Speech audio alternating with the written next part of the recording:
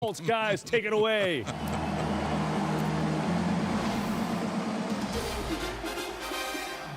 All right, boys, come on inside and welcome to the 2025 American League Division Series on Fox, presented by Booking.com. We're in October in Toronto, and it's 75 degrees, and these folks are revved up no matter rain or shine, ready for postseason baseball.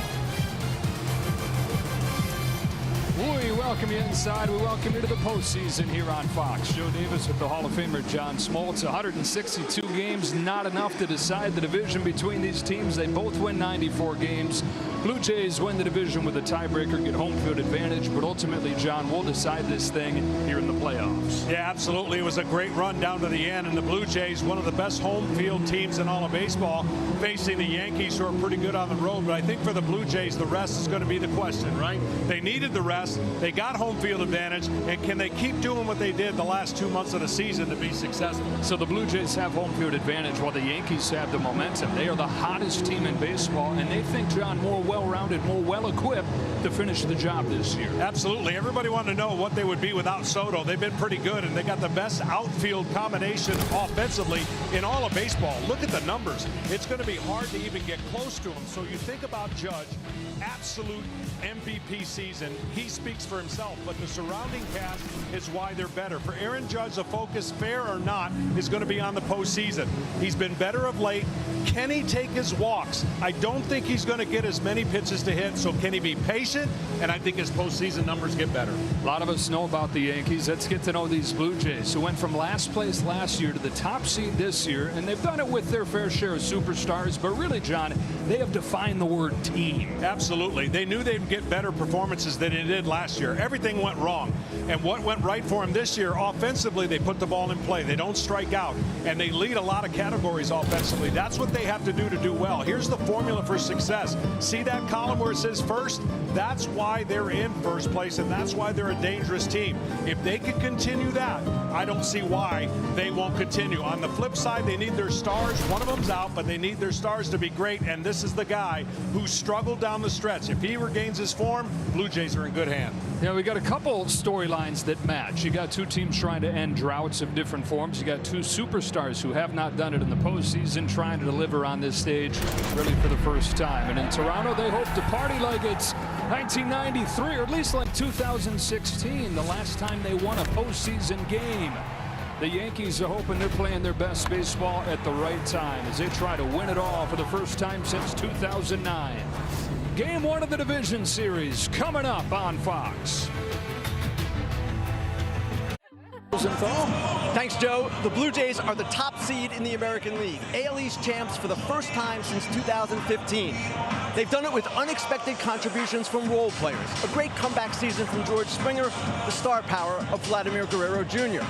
Their next step, to end their 7-game postseason losing streak dating to 2016. And they're going to play this series without one of their best hitters, Bo Bichette, who is out with a left knee sprain. Also off the roster, two prominent veteran starting pitchers, Max Scherzer and Chris Bassett. The Jays instead will go with 4 left-handed relievers, the better to match up with the Yankees. All right, Kenny, and we take a look at today's same-game parlay, which is available now on FanDuel. A couple Yankees are featured, and Judge and Stan, who have both hit Kevin Gausman hard, and George Springer having a monster season for the Blue Jays. Now we take a look at Fox Foresight, which is powered by Google Cloud. John, you handle this one. Well, this is going to be what the percentage for Mr. Judge to get an RBI. I say yes. Look at the 6 home runs against Gausman early in his career, 114 RBIs this year.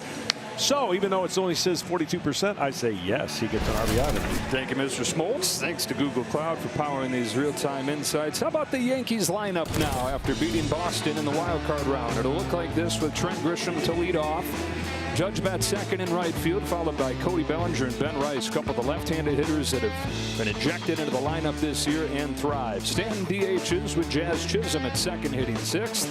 Ryan McMahon, the third baseman acquired at the deadline from Colorado, and Anthony Volpe doing it again in the postseason, and Austin Wells catching and hitting 9. There are no mysteries here, John. Kevin Gausman faces the Yankees for the 5th time this year and for the 40th time in his career. Yeah, they got a lot of film and a lot of history against him. He had his way early with the Yankees. He's got a 3.97 ERA. You see his record on the year, and his usage of pitches is going to be primarily fastball and split. Now, he'll throw an occasional slider, but if his fastball is throwing strikes like he normally does, and he can elevate, he stays low to the ground with that good split finger. And now, who the home plate umpire can make a big difference with this guy. Absolutely. Watch for the strike zone. It might be more east and west with this umpire than up and down, but the strike zone is going to be huge for the different pitchers that are on the mound tonight.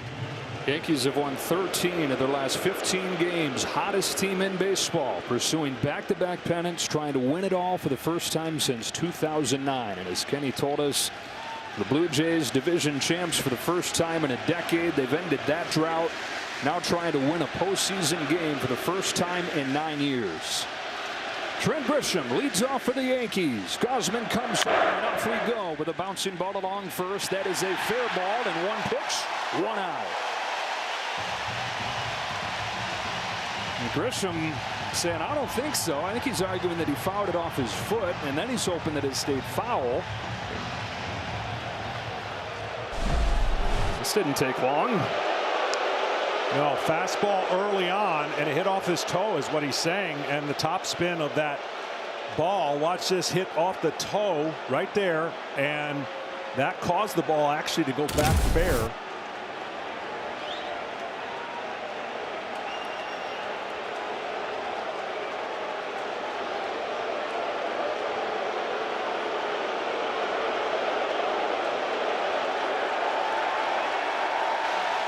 So this call's going to stand. And Grisham was right off on the that. toe. Yeah, I mean the hitter's going to know right away, and he didn't run. So, but that's a dream first pitch out in the postseason for a pitcher. And now here comes Aaron Judge. 53 home runs this season. Pops the first one up into foul ground for Vlad Guerrero Jr. Over the shoulder. He can't quite get there. Well, the interesting thing I thought after watching all the film on Gausman against the Yankees this year is his fastball command early, 70% strike for 1, right? And then you don't want to get the 2 strikes and see that split finger fastball. So early on, the 2 Yankee hitters swinging at the first 2 pitch might be a theme that their offense is given the approach against Gausman. Aaron Judge, 6 home runs against Kevin Gausman. That's more than against any other pitcher. And he rips a base hit to the left side. Yankees have their first base runner of the day as Aaron Judge continues what he did in the wild card round when he had 4 hits against Boston, all of them singles. He's had the complete year. I mean, he was flirting with 350, 360 most of the year. And I know it's strange when we ask Aaron Boone, he goes, I still think he's got a chance to click in. He's not totally locked in. And if he's not totally locked in, he needs another lead. Yeah. By far the best hitter in baseball this year is aboard for the Yankees here, and Cody Bellinger comes up. And we're talking about how much more well-rounded this Yankees team is. Where last year terrifying, and then he had Judge and Soto. Soto goes out 1 week later. One of the first moves they make is they trade for Cody Bellinger from the Cubs, and he's having as good of a season as anybody that's not getting talked about as having a great year. Elite defense at 3 positions in the outfield. 29 home runs, and this is a former MVP who had such high highs in LA, but then such low lows that saw him on the way out, who's really steadied into a solid veteran player. Yeah, he has. He does not like facing Gausman, though. It has been a big struggle for him. They exposed him early, maybe those years with the Dodgers, but the numbers aren't great. And he's going to have to try to get a fastball down that he likes, but the problem with a fastball down is you think it's a fastball and it ends up being a split, and you get a swing and miss, and that's what they've gotten Bellinger on a lot. On this 1-1, it is a splitter, and it's grounded foul, 1-2. We're talking about all the times that Gausman has faced these Yankees, and certainly you know what's coming, even if you've only faced him once, because it's pretty much all fastball splitter. But especially when he has that fastball going, he's still so hard to hit, even when you know what's coming. Exactly, and with 2 strikes, he can elevate the fastball because they're going to be thinking about anything up. They're going to attack as the hitters. Down, they're trying to decide what it is. fastball is poked foul. And see, there's that fastball up, and if they tie him up inside, he's got no chance. So you're basically looking at up and down, vertical, south and north is what he's going to be pitching to these hitters because of the style of pitching he has. He really doesn't throw his slider much, so that's the east to west pitch. And I think for the Yankees, they're going to try to get as many fastballs as they can early in the count. Judge at first, one away. Gausman to Bellinger with another 1-2. It is another fastball. It's way up there into center field for Dalton Varsho. Bellinger retired, 2 gone in his first.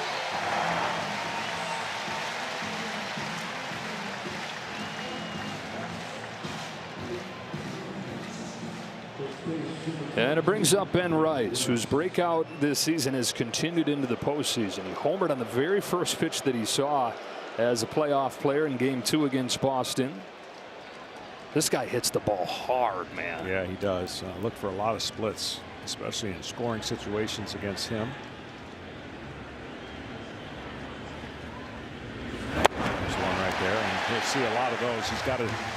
It's such a good pitch for Gausman because you have to respect his fastball, and we'll show you later in the game why this pitch does what it does and has the impact it has. It's still off of his fastball command. If he was wild with his fastball, he wouldn't get that many swings on that pitch. He goes back-to-back splitters, and it's 0-2. There's no reason to change. Now, if you want to do anything, you got to throw this splitter away from him. But he could literally lock him up with a fastball up. I think you just go 3 in a row and see what Rice does.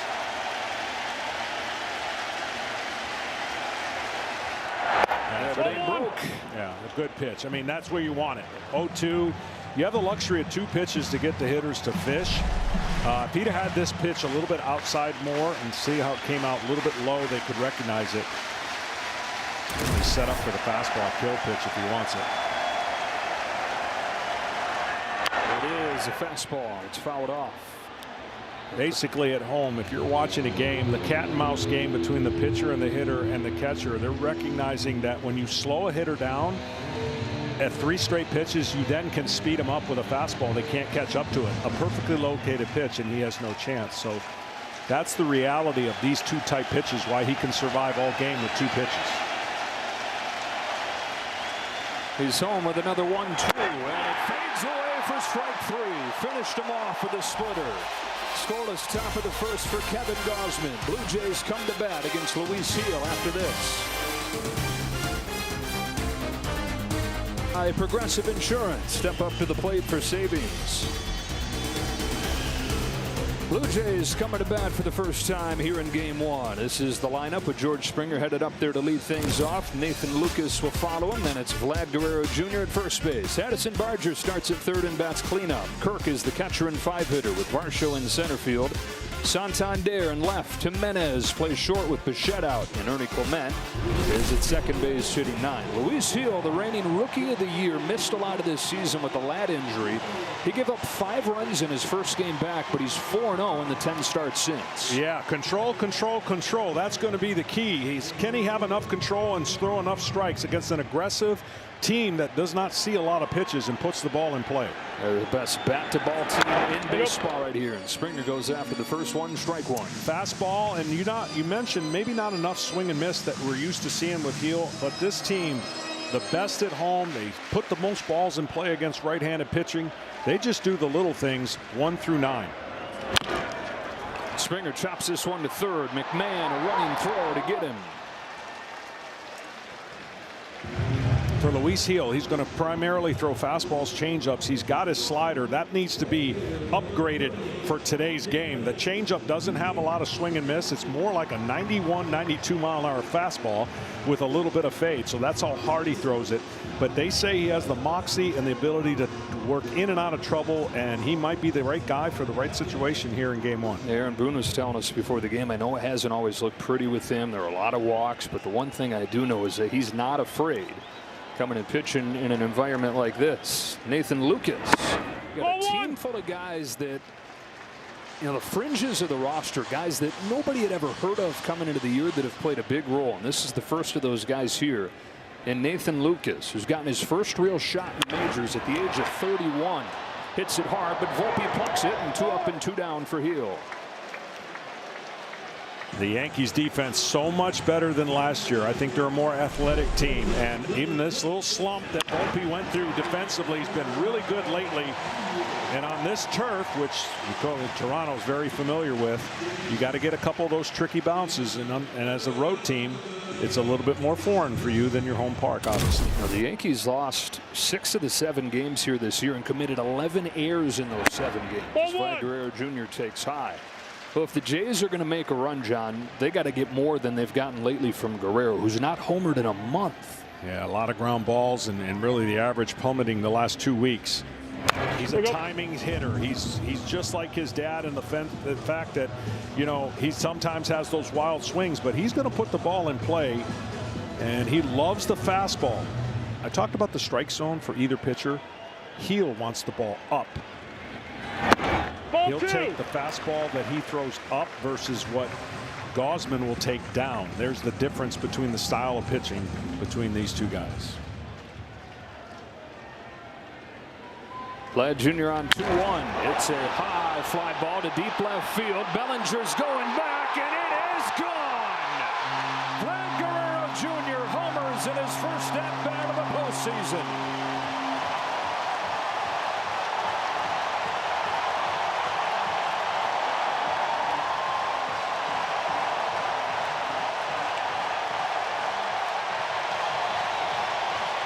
Calendar flips to October, and he hits his first home run in a month. I didn't like the pitch. Change up in. I know he's a good fastball hitter, but see how he can drop the barrel of the bat on a 91-mile-an-hour changeup. It looks like an average fastball and didn't have the movement.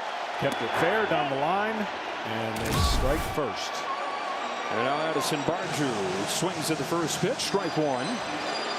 Well, the Blue Jays, we've talked about, are the best bat-to-ball team. They're first in average. They're first in on base. But that is not to say that they can't hit it out of the park. They've had enough power to pair with that bat-to-ball ability. And this guy right here, and Vlad Jr., 23 during the regular season. But the guy at the plate following him is one of those emerging players. And Addison Barger, who started the season in AAA, comes up and he's hit 21 home runs. And he swings hard. Ball 2. He's ahead 2-0.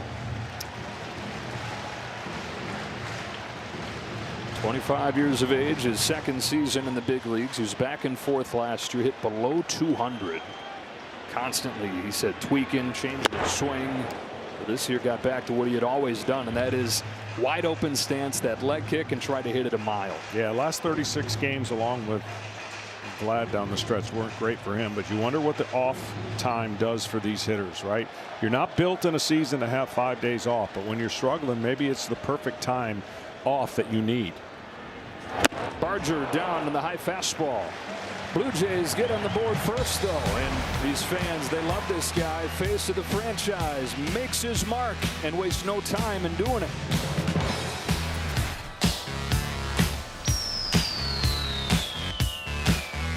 Now he's dressed for the occasion. Vlad Jr. after hitting his first career postseason home run. As the Blue Jays ahead 1-0, Kevin Gausman goes back to work here in the second with 5, 6, and 7 coming up for the Yankees. Giancarlo Stanton to lead things off.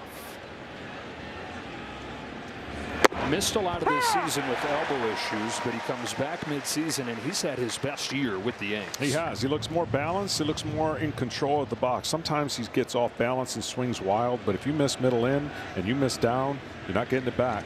This year he's closed that window.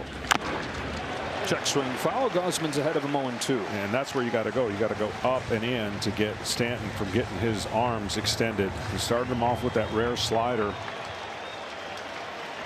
And he got him conscious up and in. Maybe he goes away right here with 2 strikes.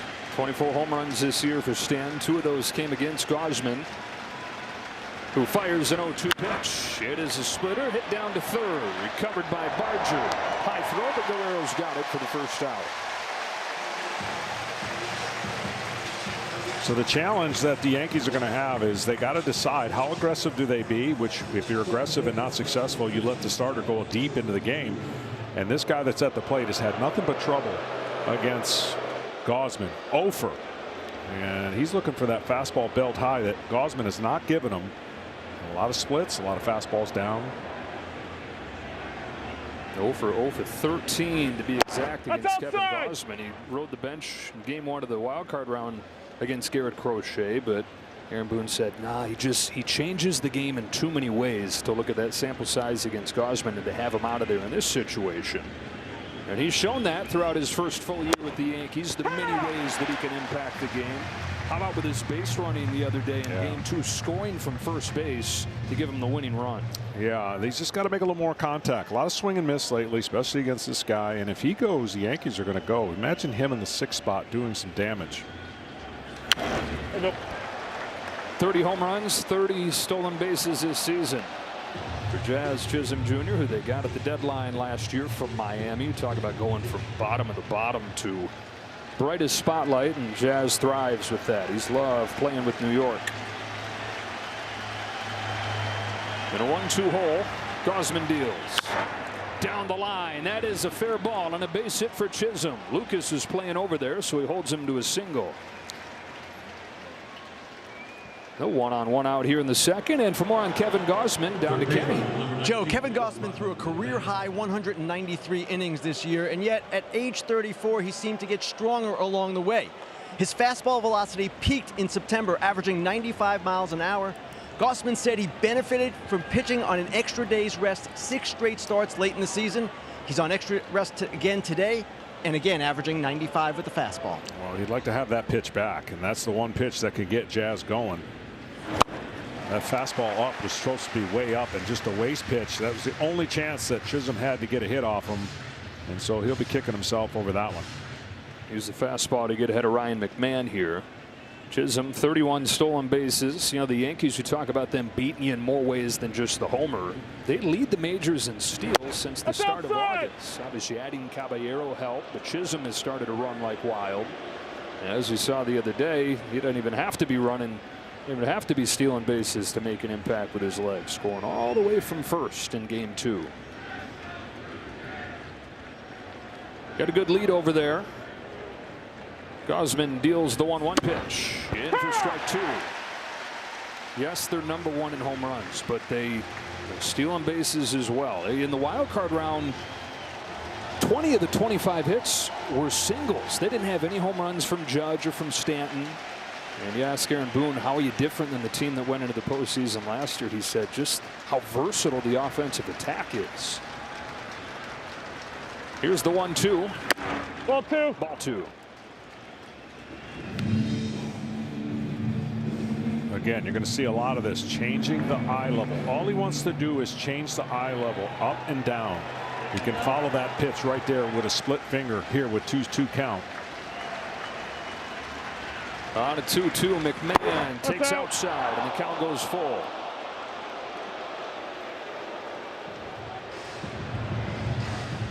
Looking for the east-west strike zone. That one's too far out. 34-year-old from Colorado trying to get his first career postseason win. And that is not for a lack of opportunities. He's pitched in 8 postseason games. He's 0-2. He's pitched in 2 of them with the Blue Jays and given up 7 runs in 9 2/3. And so, like a lot of these guys that have had success in recent years, just trying to duplicate that in the postseason. Chisholm at first, 1 away. 3-2 pitch. Lofted foul. Now, the only game they really this year got to Gausman was a 53-pitch inning. That's right, 53 pitches, which I've never heard of by a pitcher.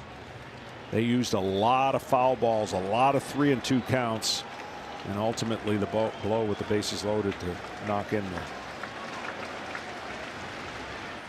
Broken bat, diving catch by Vlad Jr. Vlad's put a stamp all over this game through 2 innings.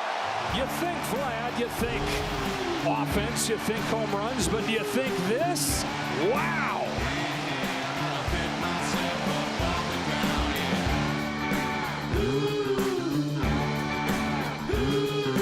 T-Mobile, the best network in the game, is now the best network in America. John, I'm just going to let you handle Alejandro Kirk because I think he's your favorite player. Yeah, he's one of the most underrated hitters and one of the most underrated players on this team. He does it all. I mean, don't let his size confuse you. Oh, baby!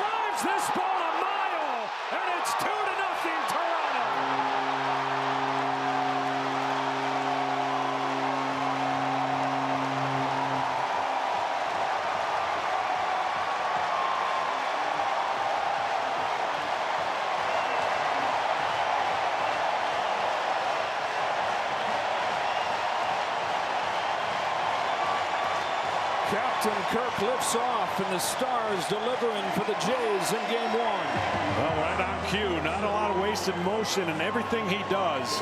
He may be not known to hit 30 home runs, but when he sees it, he hits it. And the Rays are doing exactly what you were concerned. If you're thinking about the layoff and the hitters, well, so far, no big deal. Yeah, today that narrative's kind of dying. You see what the Brewers were doing against the Cubs? Had 9 runs through 3 innings. Yeah, it's starting to get used to it, right? Dalton Varsho here, 1 ball, 1 strike. Well, the thing about Heel is, you know, they don't string a lot of hits against him in 1 inning, but he's been making a couple secondary pitches not exactly where you want to, and that's the difference in the game right now with 2 swings. Ball 2. 2-1 on Varsho. You go from Alejandro Kirk to a guy in Varsho hit 20 home runs in 71 games. As far as home runs per at bat, he's right up there with the who's who of sluggers across baseball. 2-2 on him. And one of the biggest swings of the season came in the final week. Blue Jays were fading. Yankees had caught up. Jays had lost 6 of their last 7. They had hardly scored during that stretch. It was a 0-0 game late in it, and Varsho launched a grand slam that started a 4-game winning streak to end the year. Toronto hung on to win the division with the tiebreaker. Right now, the reason it's hard to hit his 4-seam fastball and the reason it's hard for him to control it, he has a lot of cut action to it. He's getting underneath it right now. And see that one right there, just kind of spinning in the middle of the zone. For Heel, he works hard on his velocity, but also that changeup slider combination. And right now, not truly connected with the location of it. And that's going to be the difference if he stays in the game longer or exits earlier. 27-year-old from the Dominican Republic, home to Varsho with a payoff, and that's golfed foul.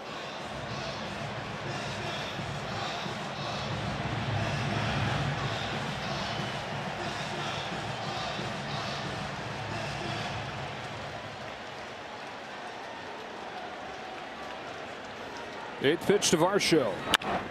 Up the middle and through. Varsho goes out to get a changeup. Singles into center. Back to the home run, though, from Kirk. Yeah, when you see this pitch, see the spin on it, how it just stays middle in.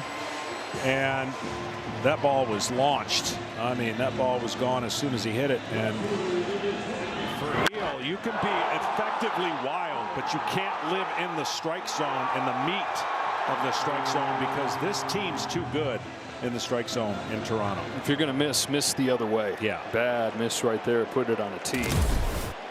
Anthony Santander with a runner at first and nobody out. Santander a year ago hit 44 home runs for the Baltimore Orioles and earned himself a big payday with the Blue Jays, but his shoulder got injured early on. He had a total of 6 home runs this year as he missed a lot of the season. We're talking with John Schneider. What role does he have? He came back the final couple weeks, didn't do a whole lot. And John said, we paid this guy for a reason. We signed him for a reason. We're going to trust that he can find it here in October. It's enticing for a lineup that has so much bat to ball and average ability to look at a guy like this that can hit home runs. See, this next pitch should be nowhere near the strike zone. And Heel, who can strike out a bunch of hitters, he's not having the movement on his secondary pitches that is fooling anybody right now. So the touch is not there.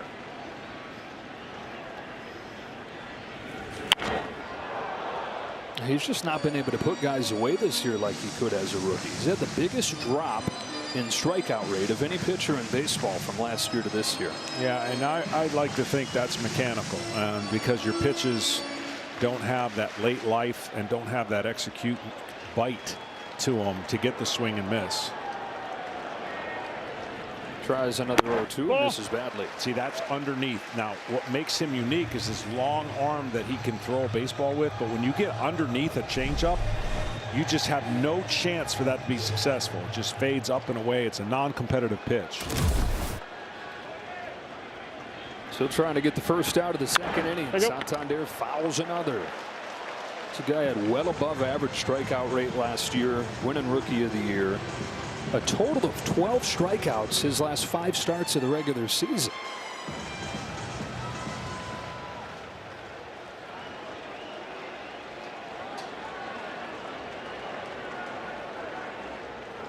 Santander fouls it again. But see, this is a good example. Okay, when you're electric and you got your best stuff, you can get away with missing location.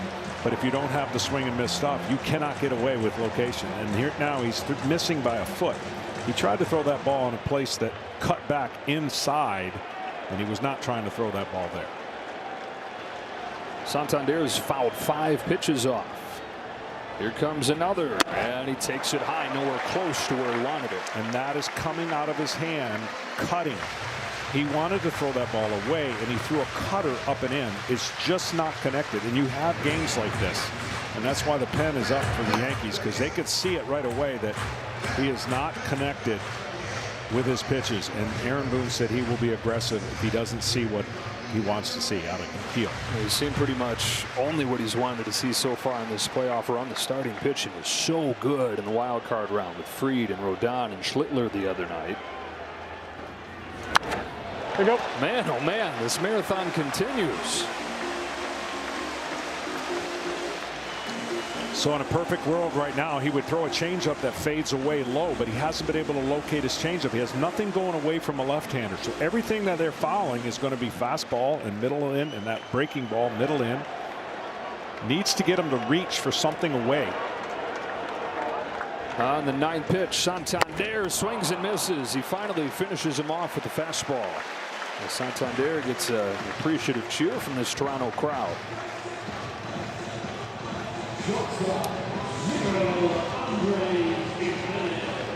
So he'll finally gets the first out of the second. Here comes Andres Jimenez, who's starting at short, moving over from second, with Bichette unable to get ready, get healthy from that knee issue in time for this division series. And that makes it a totally different lineup when they don't have Bo Bichette, one of the top hitters in baseball. Right, in a couple long balls so far, though, to this 2-0 lead. You go back to early July, Blue Jays swept a 4-game series here against the Yankees and scored 9 runs per game, and they did that without Bichette. In the air to right field for Judge. Shades his eyes from the sun pouring through the open roof. 2 out. Talking about that sweep back in early July, they averaged 9 runs per game in that series. This is why home field advantage was such a big deal. You talked about how good the Jays have been overall this year at home, and especially against the Yankees here. Yeah, they have been really good. And based on the way the Jays rotation is, this game 1 is so much more important to them than it is to the Yankees. Unfortunately, some injuries have knocked out some pretty good pitchers. Ernie Clement with 2 away. It sounds like it's going to be the 22-year-old Trey Savage tomorrow, who started all of 3 major league games, and the decision being partially to have Bieber, the veteran, go at Yankee Stadium, so you get the kid getting the start in front of his home crowd. But Chris Bassett unavailable for the division series, still dealing with that back issue. Scherzer not on the roster. If it were to get to a game 4, you're looking at a bullpen game. This is the one where you have the advantage.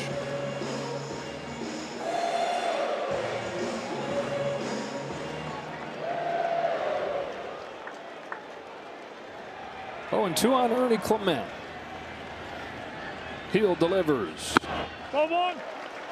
There's the first good breaking ball he's thrown. You've seen the catcher just give him a little nod there with 2 strikes. That ball had tilt and break. He hasn't thrown one of these yet. And this pitch right here, he stayed behind it. Now, when you're trying to throw a breaking ball and you throw as hard as he does, if you get on the side of the baseball, all it's going to do is spin and not spin in the right direction. Got your glove? I'll tell you what, I didn't think we could get one up here, but there's 2. I'll be ready. Enjoying your time in Toronto so far? So far, it's been great. Yeah, right. Beautiful weather. What an environment. Another 1-2 pitch from Heel. Clement reaches out, gets his bat on it into right center field, where Grisham makes the call, and the catch to finish off this inning. Alejandro Kirk, they love him here in Toronto. If he does that throughout this month, they're going to love him around baseball.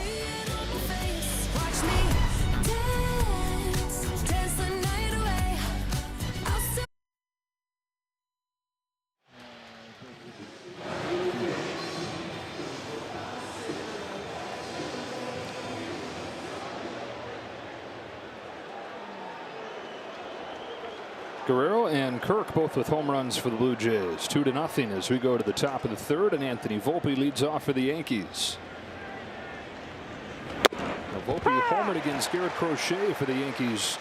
Lone run against him in game 1 of the wild card round. He knocked in another run in game 3, and here he is doing it again, John. A .220 career hitter in the regular season, .300 in the postseason. Well, this guy's going to still be a great player for the Yankees. I know a lot of talk this season. Drives this ball in the air to deep right center field. Varsho steps onto the edge of the track. He's got it.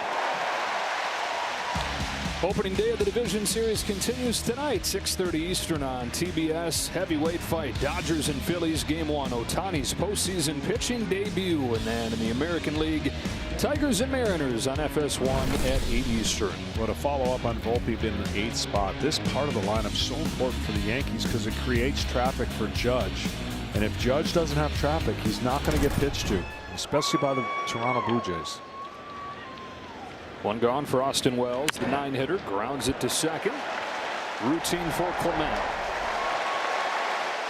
Again, right in the, this is the perfect recipe for Gausman. Get the lead, throw enough strikes early, get a team aggressive, get some quick pitch outs. And that man right there is going to benefit from his starter going 7-8 innings, which has been a theme, by the way, in the postseason of success for teams that have had deep starting outings, starters that pitch in the deeper in the game. Trent Grisham, second look at Gausman here for the Yankees, millionth look this year. And he swings at the first pitch, pops it up over at third. Barger.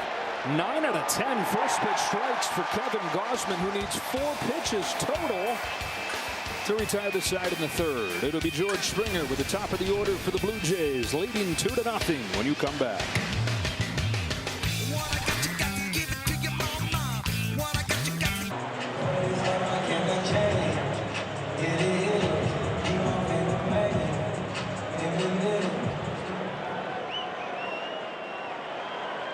Back here at Rogers Center with Blue Jays manager John Schneider. John, you said yesterday you wanted Vladimir Guerrero Jr. to play free. What have you seen so far? So far, so good. You know, Vladdy is such a big part of our franchise, obviously, and I'm excited for him to be in this position. You know, great first AB, great play there to double up Jazz at first. He's got a pretty good vibe about him right now. Alejandro Kirk. For people who might not be familiar with him, what does he mean to your club? Man, Kirky's just a quiet leader. You know, what he does behind the plate, you know, recently at the plate, obviously, he's had such a good rebound year. Just a lovable guy. And I think that he's really kind of come into his own this year in terms of his leadership, controlling the pitching staff. He's been really great. Finally, Kevin Gausman, what have you liked most so far? I think just pounding the zone. You know, they came out swinging really aggressive early in the count. Splits carrying the zone to kind of keep them honest, and then right there a quick third inning just locating his fastball. So when he's doing that kind of top and bottom of the zone, he's damn good. John, thanks very much. Joe, back to you. Thanks, Ken. All right, guys, George Springer leads off this third for the Blue Jays behind heel 1 and 2. And when John Schneider talks about Vladimir Guerrero Jr., the person, and feeling like he's got a pulse on how he's going to be, he knows as well as anybody in this organization. He was his minor league manager when Guerrero arrived in the organization. In the air to center field for Trent Grisham. And the first out of the third. 24 years in the organization for John Schneider. He started out as a player. He was a catcher that reached as high as AAA.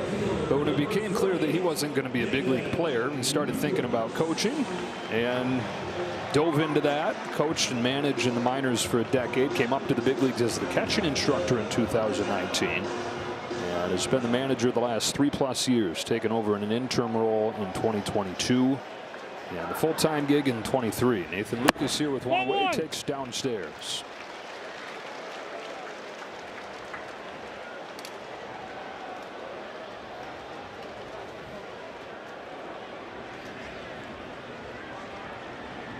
Lucas swings and misses. 1 ball, 1 strike.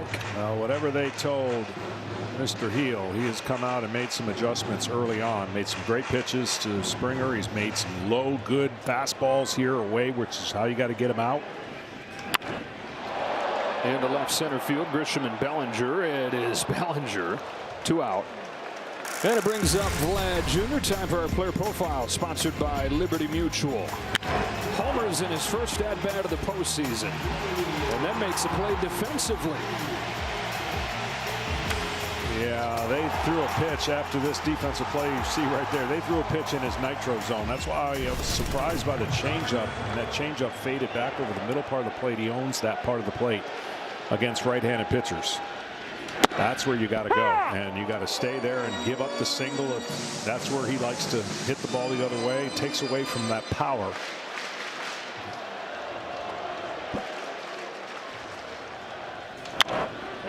Down 0-2 here. And yeah, Hill does look like a different guy. Yeah, totally different. Whatever they unlocked, and sometimes it takes a pitcher a minute, right? Gets in the postseason, on the road, raucous crowd. You just get out of your mechanics a little bit. Looking for his first clean inning of the day. Home with an 0-2. It is a slider that Guerrero takes. Ball 1.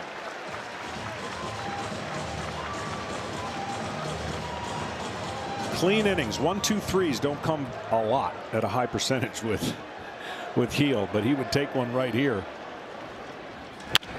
Guerrero serves a base hit the other way, showing off all the dimensions of his game. The power in the first at bat. The opposite field base hit here. Let's see, that's what you got against a great player. That's what you got to give up. And that's why he's such a unique star in our game. He has the ability to hit for average and power. Much like his dad, he never saw a pitch he didn't like, and that one, you got to go with it. If you try to pull that one, you're out. What was that like facing his dad? I know you had pretty good numbers against him, but you got to hit everything. Yeah, he could hit a ball that bounced. We're going to have a pitching change here after the base hit from Guerrero. Heel is finished with 2 out in the 3rd. 2025 American League Division Series on Fox, presented by Booking.com here at the Rogers Center in Toronto. They have chased Luis Heel 2 2/3. He gives up the 2 solo home runs and hands it off to the bullpen very early in this game. The Yankees not having the same luxury they had in the wild card round, where they had deep starts in all 3 games. Tim Hill takes over and delivers a strike to Addison Barger. Well, Tim Hill, you see the unorthodox low 3/4 sidearm, tough on lefties, sinking action, get right-handers out as well. Here's the deal about the Toronto Blue Jays that a lot of people are going to get to realize, just like the Milwaukee Brewers. In this day and age of homers and swing and miss, these are the opposite 2 teams. They put the ball in play. It's hard to strike them out. You're going to have to beat them. They're not going to beat themselves more than likely. Its offense went from 23rd in the major leagues last year to 4th in the bottom line in runs scored. That's put in play, and it's going to be an infield hit for Barger. There's a perfect example. They just do not strike out. Barger puts it in play and has an infield hit. I'm telling you, in this world of exit velocity and the sexiness behind it, I get all that. You can cherry pick that stat all you want. But in the postseason, if you put pressure on the team by putting the ball in play, postseason baseball is different than regular season. And guess what you can't do? You can't just flip a switch and all of a sudden put the ball in play. You are what you are. And that's why the Blue Jays not only had a successful campaign, are going to be tough if they continue to do that. Well, the real game changers when you do that, but then you pair it with the ability to hit it out, and they hit it out already twice today. Their hitting coach David Popkins, they weren't at the very top of the home run leaderboard, but enough power when you look at all the other things they do. Speaking of that power, here's Kirk. Kirk struggled for a lot of September, and then game 162 with the Blue Jays needing to win to hold on to the division. It's a grand slam and a 2-run home run. Right on brand with who he's been, whatever they've needed throughout his time in Toronto. 2 on and 2 out. Kirk takes high. Well, the biggest thing that they do well too is they're aggressive. So you would think aggressive team at the plate would have a lot of swing and miss and wouldn't put the ball in play. It's the opposite. They are aggressive early, don't take many pitches, put them in play. 1 and 2. This is a guy right here that epitomizes what we're talking about across this lineup as well as anybody. Things he does have kind of become the team's MO. 280 hitter this year, one of the lowest strikeout rates in baseball. And it was when the Blue Jays leaned into that identity as a team that they really took off from late May forward. On a 1-2, Kirk takes high. This team is still below 500 2 months into the year, coming off the last place finish last year. And the one thing he will do against left-handers is he's not just pull oriented. He will go the other way. Another bouncer left side. McMahon takes his time and throws him out. So Hill comes on for heel and finishes the inning. It'll be Aaron Judge to lead off the fourth for the Yankees.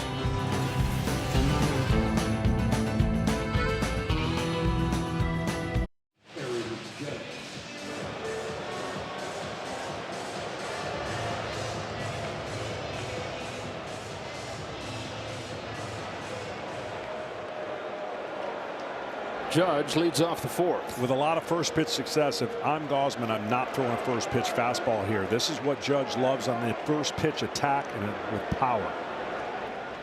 Yankees have all been aggressive so far today against Gausman. Oh, baby, it was a fastball. Wow.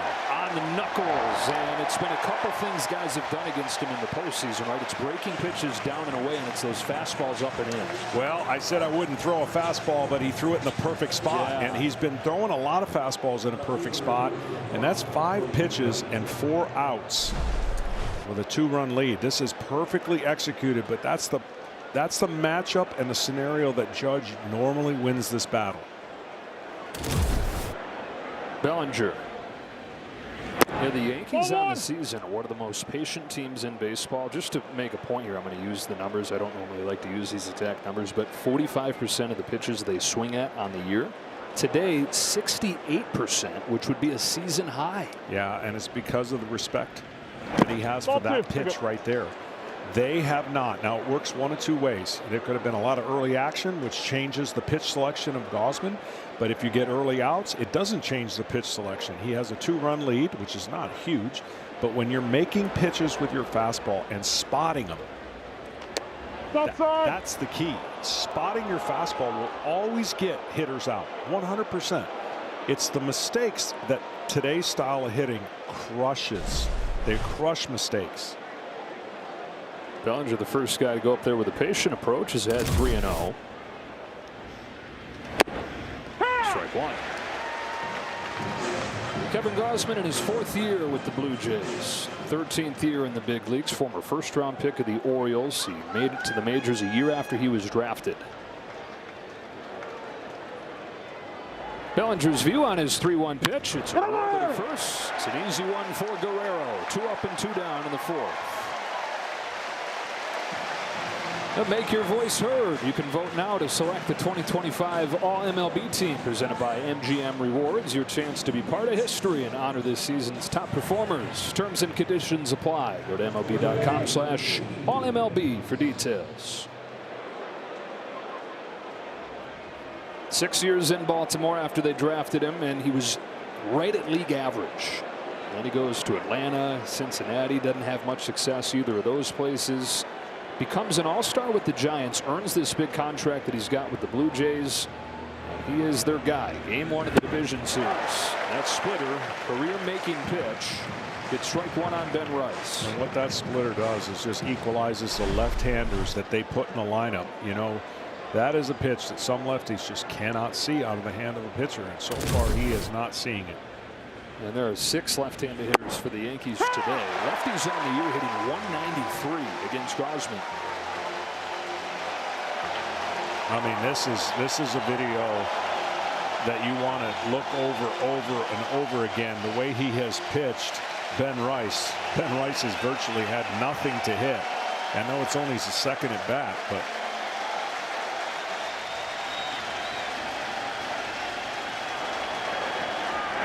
ball. There you go.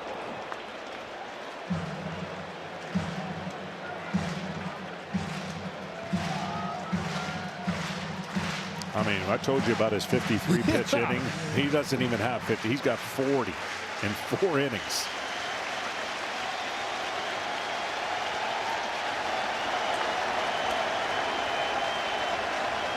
The 1-2. 4 scoreless innings for Kevin Gausman.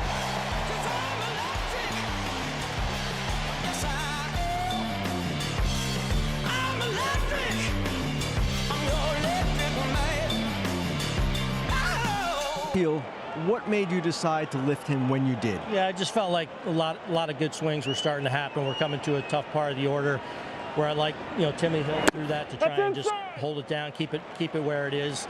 Never an easy call, especially with a guy, as talented as Louis. Certainly could have been capable of going through there, but one you got to make. Kevin Gausman, very tough so far.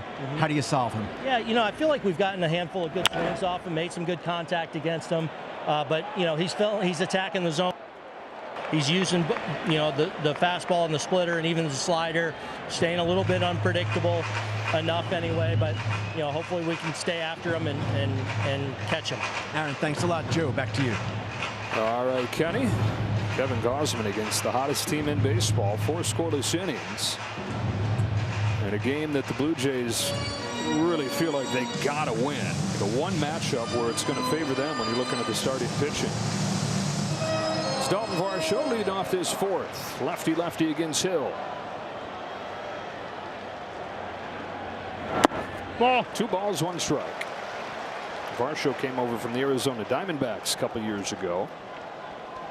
Elite center field defense. He's won a Gold Glove out there and home run power like never before this year. Serves this one to left field for Cody Bellinger. And the first out of the 4th. I've always said postseason baseball, if you're on the mound or your manager, you want stressless outs. Like, you don't want stress. And so far, you couldn't pick a better start for Kevin Gausman. He has had no stress. And I mean, you feel fresh as you can be right now. And typically, every postseason inning feels like 2.5 innings because there's so much more attention to detail and obviously so much more adrenaline. Yeah, that one inning there was 4 pitches long. That's like just getting rid of a whole inning. Here's Santander ripping a ball down the line, foul.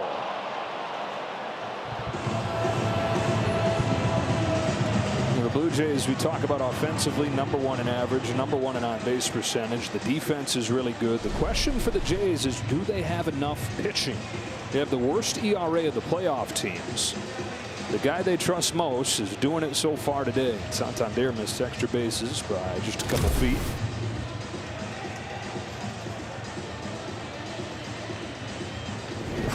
That's the big question for the Blue Jays. Big question for the Yankees. The back end of the bullpen. Starting pitching has been remarkable lately outside of today with Hill. The offense, #1 in baseball. Do they have enough in the bullpen? Yeah, they're going to have to tap into just about everybody to get through this game.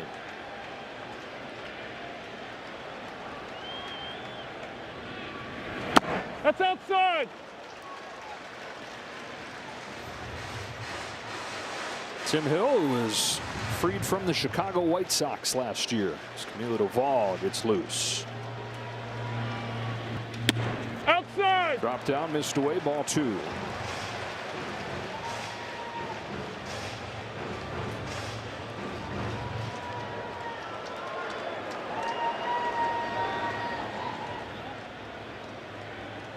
Santander, the longtime Oriole, Inside. is ahead 3-1. 30 years old, out of Venezuela. Some really low years in Baltimore, but he got to come out on the other side of it, getting through his own injuries, being part of their return to the postseason a couple years back. And a 5-year contract here in Toronto. Didn't do a whole lot in the regular season. Fresh chance for him here.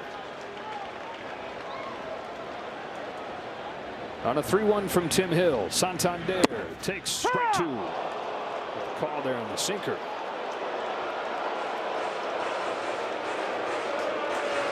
This is way above the league team average of pitchers per at plate, per at bat. Sky high to center field, and Grisham casually puts it away. 2 gone in the 4th. Play the Fox Super 6 MLB Playoff Challenge. Download the Fox Sports app right now and enter for free for a shot to win your share of $10,000 in cash prizes. See the Fox Sports app for details. So the stress that the Blue Jays provide for the other team is when they get runners on, they're really good. And their average and the ability to put the ball in play. You almost feel like the Yankees need something flukish to happen to get them going. They do rely on the home run, but as you mentioned, it's not just the home run that gets it done for them. They just haven't had any action at all other than the single by Aaron Judge. The whole thing doused by Gausman so far. Jimenez here with the bases empty and 2 away. Tim Hill trying to do something Luis Hill couldn't, and that is get that clean, stress-free inning you're talking about.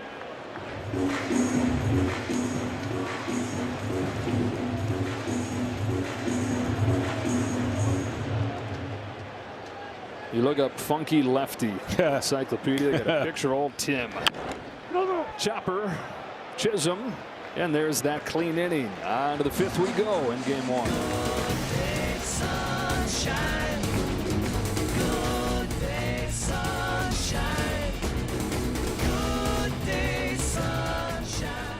You got Phillies Dodgers tonight on TBS. Mariners Tigers on FS1 as Giancarlo Stanton starts the 5th for the Yankees against Kevin Gausman. And lifts the first pitch to right field. Yankees stay aggressive. Nathan Lucas, 1 pitch, 1 out, said that a few times today for Gausman. It's time for a game break. Hello, Kevin Burkhardt.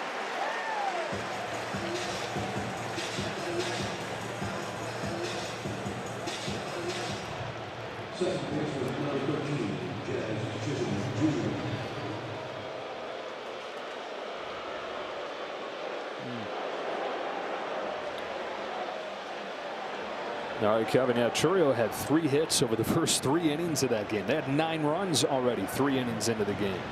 Chisholm takes low. Really, the Brewers are like the National League's Toronto Blue Jays, yes, or vice versa. Absolutely.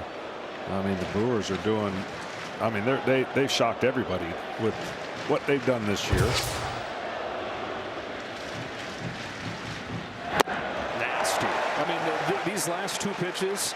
That's who Kevin Gausman is, right? Look, I mean, again, we could probably find a way to show you every pitch, which is hard to do, but none of them are down the middle.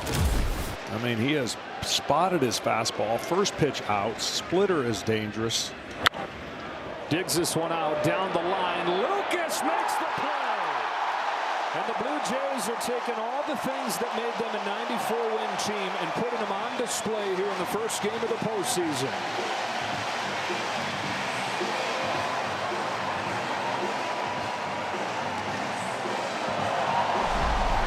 You just wonder if the Yankees can get something to drop if it changes that momentum for them. But right now, everything is clicking for that guy and his team.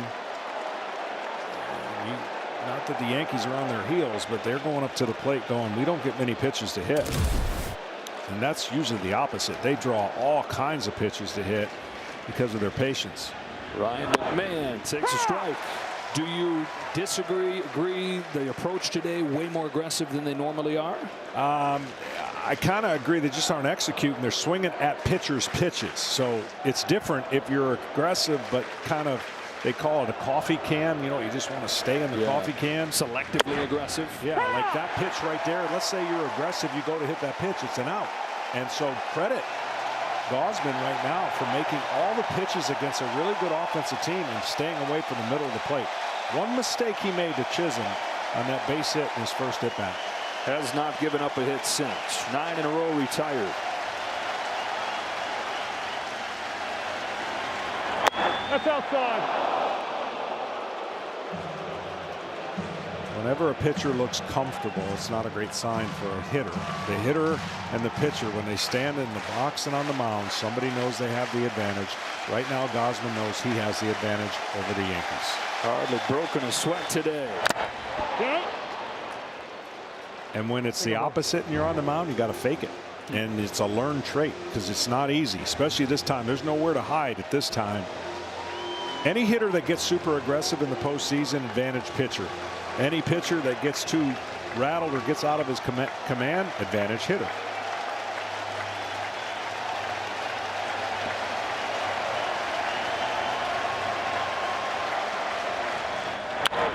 Dugout, center field. Varsho makes a sliding play of his own. A couple tremendous defensive plays in this inning for the Blue Jays. First and right, it was Lucas. And then in center, it was Varsho. The Jays, one of the top defensive teams in baseball this year, and their ace, the beneficiary today.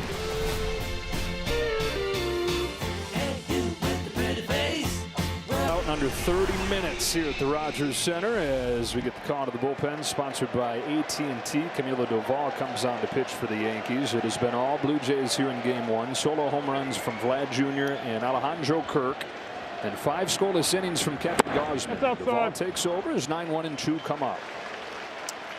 Well, a lot of these moves the Yankees made didn't work right away, and they're trying to get this guy going. He was lights out in San Francisco. You saw 99 miles an hour. He got a good slider.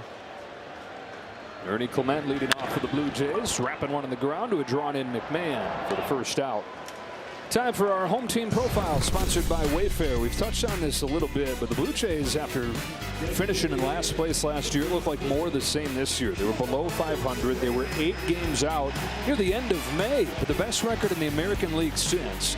The best team in the American League at home at 54-27 this year, and as John Schneider told us, it's when they leaned into that identity of being a bat-to-ball team, an on-base team, and the next part of that was, hey, if we're going to be more station to station, yeah, we'll have pop, but if we're going to be more station to station and on base, we also got to run the bases better, because they were terrible at that last year. And the guy at the plate right here, a leader in so many ways, has led that charge as well as their best base runner. That's George Springer, who on an 0-1 from Doval jumps out of the way. Springer's 36 years old. He's in his 12th year in the major leagues. It looked like he was just headed for the lower part of his career, that he had seen his best days. He bottomed out at 220 last year, but the most improved hitter in baseball. Ball 2. The top of the leaderboard, John, for OPS, on base plus slugging, Aaron Judge, Shohei Ohtani, George Springer. Yeah, he's dominating right-handed pitchers. I mean, he has just had a field day against right-handed pitchers, staying on the ball, controlling the strike zone. And when you see majority of right-handed pitchers, you know you're going to have a good year when that success rate's there. That's the one hole inside. That ball is supposed to break. As a right-handed hitter, when it backs up, it locks you up. A breaking ball that does not break. Look at how it spins backwards. And it's always going to lock you up. Too bad you can't perfect that as a pitcher. On 2-2, Springer rolls it to short for Volpe. 2 up and 2 down here for Doval. He started to pitch a lot better towards the end of the regular season. 6 straight scoreless outings for him. Didn't pitch in the wild card round. They're getting deployed here, trying to keep this tight. Here's Lucas. Couple good defensive plays in this game.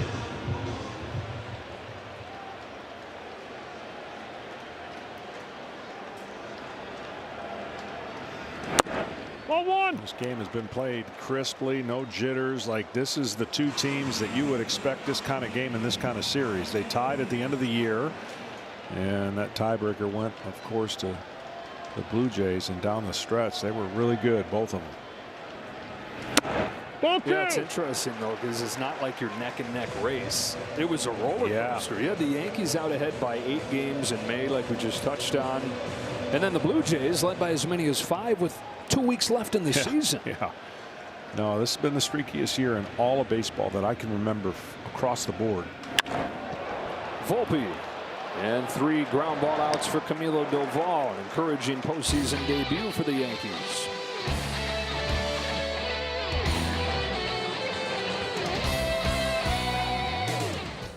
Kevin Gausman's gotten his outs today. Perfect blend. That's what's making him so tough. And look, I reiterate again, this bottom part of the lineup has to get on base for Judge. Otherwise, the Yankees are going to have a hard time mounting any kind of rally against Gausman. State hitter Anthony Volpe taking a strike. Gausman has retired 10 in a row. Yankees got a single from Judge in the first inning, a single from Chisholm in the second. That is it. And it's been a lot of aggressive approaches, a lot of quick outs. In fact, 5 first pitch outs for Gausman.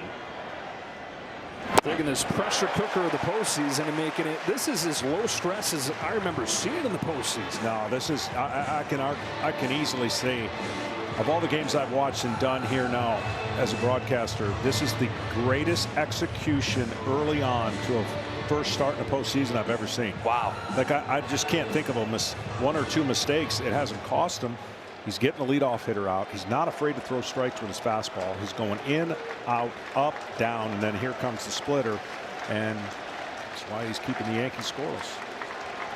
Home with an 0-2 to Volpe. He lifts that one up to left field. Back goes Santander to the wall, and it's off the wall. That thing kept on carrying, and Volpe's into second with a leadoff double. That pitch left up with 2 strikes, and Volpe just misses getting it out of here. Now he went with that rarely thrown slider, and it was flat. And this is what I thought that the Yankees need. They got to get a leadoff hitter on. They got to create some kind of stress. See how the ball's spinning and doesn't break. And that's not right on cue. He's been absolutely perfect until that pitch, and now a leadoff double, and at least turns the lineup over. That gives Judge an opportunity to hit. With this series being totally dependent about how many guys get on base when Judge is up. Tying run at the plate in the form of Wells, who cranks a line drive base hit to right. Had to be sure that it would fall, and so Volpe just takes third. But the Yankees, after getting just 2 hits over the first 5 innings, none over the last 3, have back-to-back hits from the bottom of the order in the 6th. And what happens is when you get a runner on to lead off the inning, you're pitching out of the stretch, timings change, and then pitches change. So the hitters are momentum type offense, right? When they see somebody break through or they see an opportunity, it creates a little bit of momentum. And now this was just a safe move to make sure he didn't get double off. Now you've got first and third, and unless some miracle triple play, you're guaranteed to see Aaron Judge with some runners on. We get a word from Pete Walker, and we get a word from Capital One. With the Capital One Venture X card, you earn unlimited double miles on everything you buy and turn all of your purchases into extraordinary trips. Capital One, what's in your wallet? Trent Grisham, the guy at the plate here, who has come out of the middle of nowhere to have a big year. Came over in the same deal that brought him Juan Soto. He hardly played last year, hit a .190 as the bullpen gets going with Mason Fluharty. Soto goes to the Mets. It's part of the reason Grisham's gotten the opportunity that he's gotten, and he has doubled his previous career high in home runs. He's hit 34. It's incredible. It's incredible the transformation in a couple years to what Trent Grisham has meant to the New York Yankees. Best chance for the Yankees today. Tying run aboard, go ahead run at the plate. Grisham takes the ball. And you know, when they didn't re-sign Soto, that opportunity opened up for Grisham to play every single day. It tightened up their defense.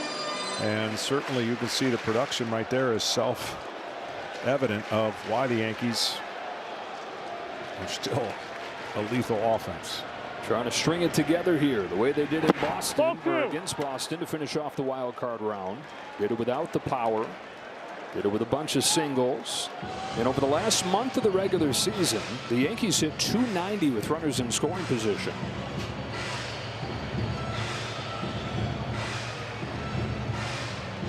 This is not the team, even though the narrative still seems to exist, that has to hit home runs to win.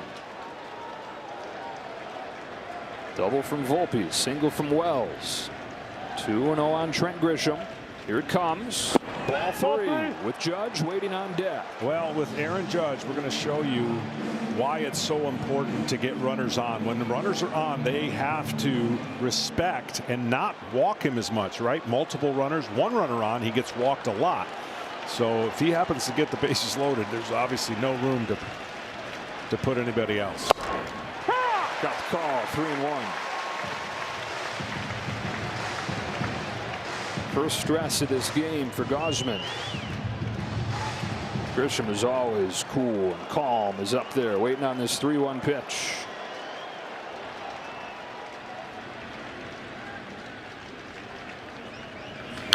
Fouls it off, and it's 3-2. You know, when you see Grisham in the batter's box, he's flat. His back foot is all the way legally to the end of that batter's box. And hitters are used to being in the same spot. It gives them a little more length against the fastball, but against the splitter, it is getting the pitch at the worst part for a hitter. So when you're that far back, you're going to have to really recognize a mistake. That's out, ball 4. Ball 4 to load the bases for Aaron Judge. And a potential pivot point in this game and in this series right here. Double-barreled action in the bullpen now as Varlin joins Fluharty.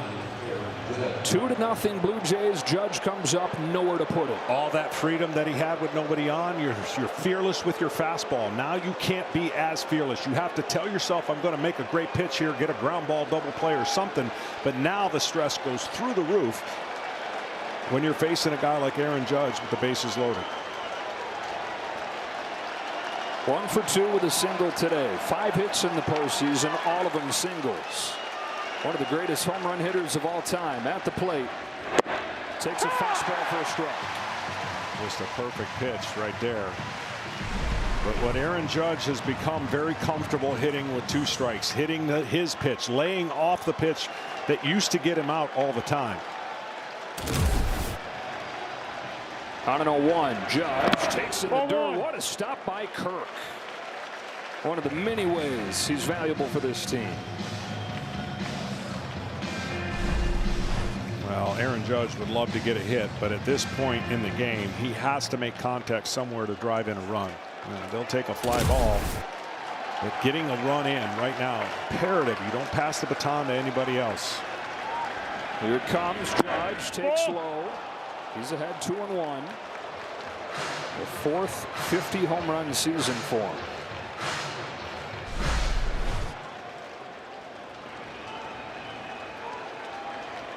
The batting champ as well. .331 average. On a 2-1 from Gausman. Judge swings and misses. He's ahead of a splitter, and it's 2-2.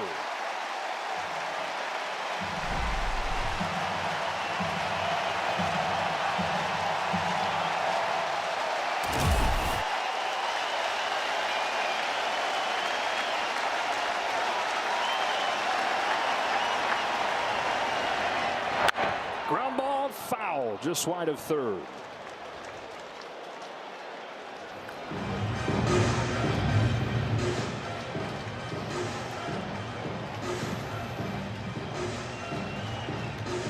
He's only thrown 3 sliders on the day. Does a good one of those get him here? I haven't seen the ones that he doesn't have the feel for the one that turns a corner. So that high splitter right there was not intended to be in that spot. He got away with it. I don't think he will throw the slider to Judge. Another 2-2. It is a splitter, and Judge watches it calmly. The count is full. Sliders are the ones that have given Judge such a hard time through the years, and Gausman not really possessing that today. Bases loaded, nobody out. 3-2 on Aaron Judge. Fouls it off. I mean, that's just a perfect pitch with no room for error. That leaks over the middle of the plate, and it's a 4 spot. I mean, he tied him up with a fastball 3-2. You just can't do any better than that. But the great hitter that Aaron Judge is, he spoils it, and that's what's frustrating for pitchers, especially when you've thrown a bunch of pitches in this inning.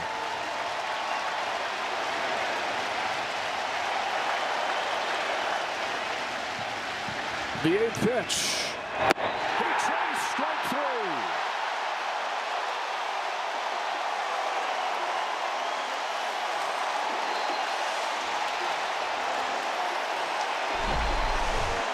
That previous pitch set up this aggressive. His hips are open. He's got nothing to get to the barrel of the bat. He was committed way too soon.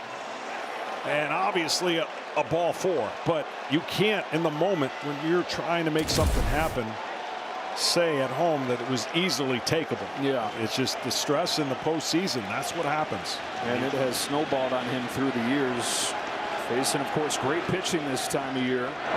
Inside on Cody Bellinger, but the chase has gone up. The strikeouts have gone way up, and in a key spot here, it's a strikeout to Judge. Now, the one thing I noticed in the last 2 hitters, he's pulling the split. When you pull the split, it doesn't have the right action. It starts moving the wrong way. The 1-0 to Bellinger is down and away, ball 2. So if you're a hitter here and Bellinger's just, he's got to keyhole 1. If he sees fastball, it has to be, you can't just swing. It has to be in the only spot you want it to swing and drive the ball right here on a 2-0 count. Cody Bellinger is ahead 3-0. That is great discipline, because if he was super aggressive and he was looking to just do damage, you swing at that pitch, and that's why you throw it. If you're Gausman, you're thinking, I got him, got to think he's aggressive. Tying run at second, go ahead run at first. 3-0 pitch. No. Ball 4. Low for ball 4, and the Yankees are on the board with a bases loaded walk from Cody Bellinger. He has been the one guy who has looked calm and patient for the Yankees today. You just wonder if the count were different and he was pounding a strike in that area, put pressure on the umpire. It was a ball, but he would have put pressure on the hitter to swing at it too. So now the hitter who's had virtually no chance against. I wonder if Rice can even think about sitting on a split finger. And you wouldn't tell most hitters to say you can't do that. You got to think fastball and react. Well, the splitter has given him nothing but trouble on 2 strikeouts. Well, there's a guy that there'd be to do that against. It is Gausman, who throws it more than anybody. It was a splitter, and he went after it and still couldn't get it. Yeah, I'm surprised a little bit by that after a 4-pitch walk.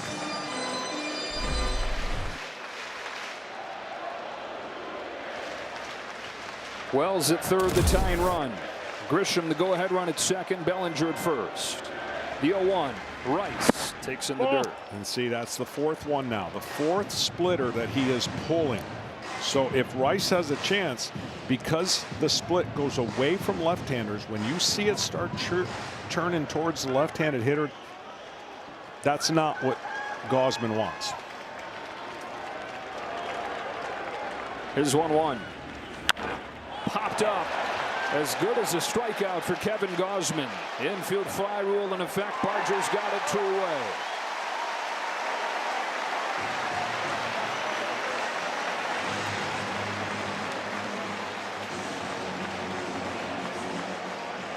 That's going to do it for Kevin Gausman. Of course, so much pressure on the managers this time of year. We've already seen it in the wild card round. That sensitive spot of when you make the move, when you go to the bullpen.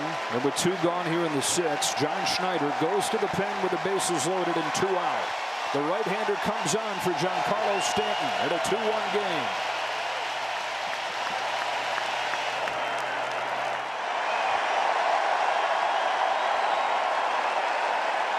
His career against Kevin Gausman comes to the plate. Gausman finished. He faced 1 more than the minimum through 5.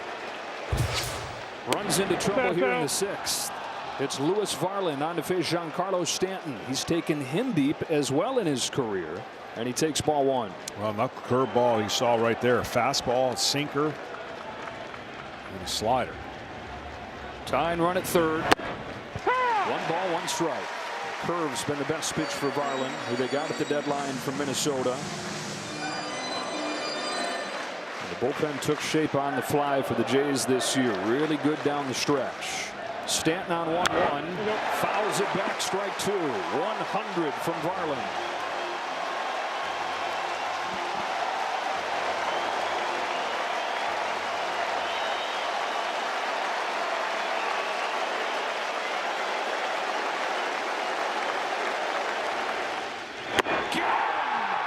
Up to 101. Yankees get 1, but only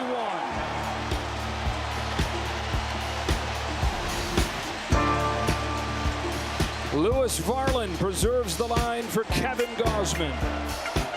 Middle 6 in game 1. 2-1. Opportunity right there. They were one of the best teams in baseball this year at getting guys in from third with less than 2 outs, and they had Judge up there, bases loaded, nobody out. He struck out. Bases loaded, 1 out for Rice. He popped out, and then Stanton strikes out to end the inning, and they get just the 1. Jude leads off, takes the ball from Duvall. Duvall worked the 1-2-3 5th inning, back out there for his 2nd inning of work. He's very well rested. Hasn't pitched since the last weekend of the regular season. Guerrero 2 for 2 in his first game of the post. Remember, we said how important contact is in the postseason and win, right? And that inning, typically during the regular season, bases loaded, nobody out, and Judge is up. I'd hate to think what the statistics would bear on that for on average. That's inside.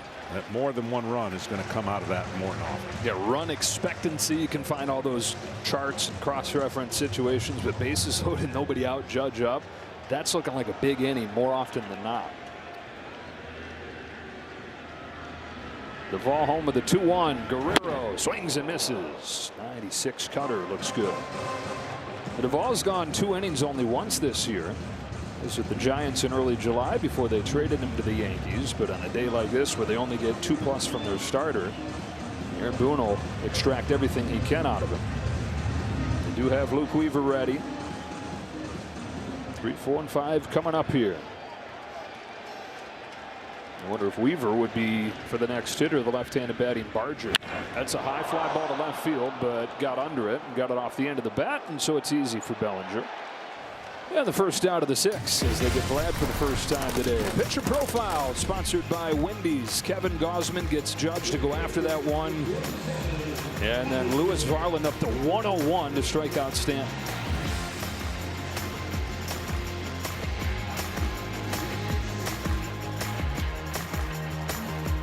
So you don't think the postseason environment can get into your blood? How about Varland, who averaged 93, 94 as a starter in recent years, touching 101 there. That ball scrapes the sky as it flies out to left center field, but Barger's retired. 2 gone in the 6th.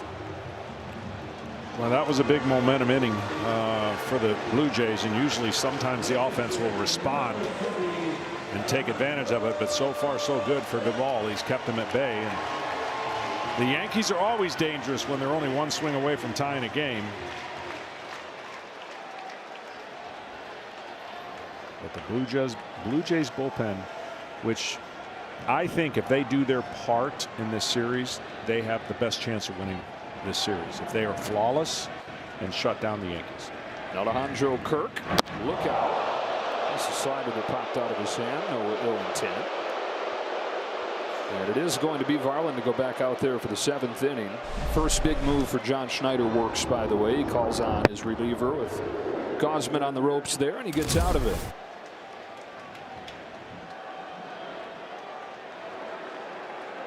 Kirk 1 for 2 with a home run in this game.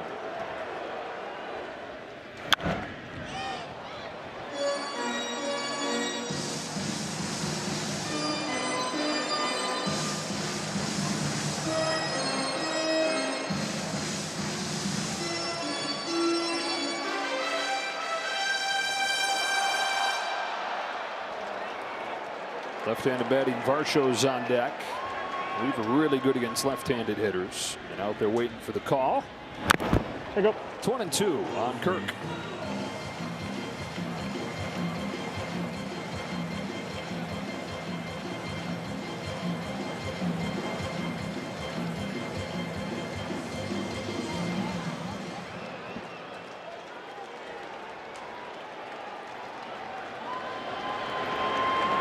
The 1-2. Smacked to first and caught by Rice. That's a scorcher down there, but that's 6 up and 6 down for Camilo Doval, keeping his Yankees in this game.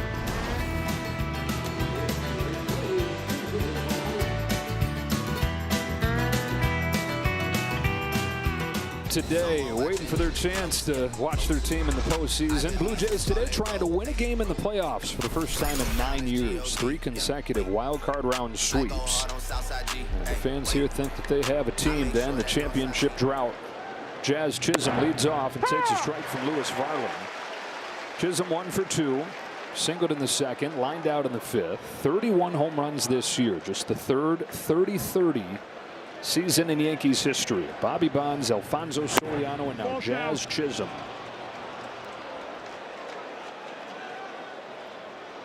It's even though he missed a month with an oblique injury, month plus with an oblique, and then didn't run for the first month that he came back from that as he was dealing with a groin, still racked up those numbers.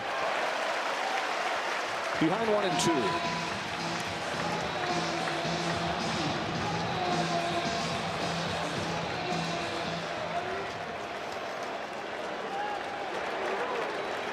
Varland deals. Chisholm stays alive. Nothing but off speed so far. You feel like this 100-mile-an-hour fastball's got to come into play right here. 1-2. He's got 2 great secondary pitches. Let's see what he goes with.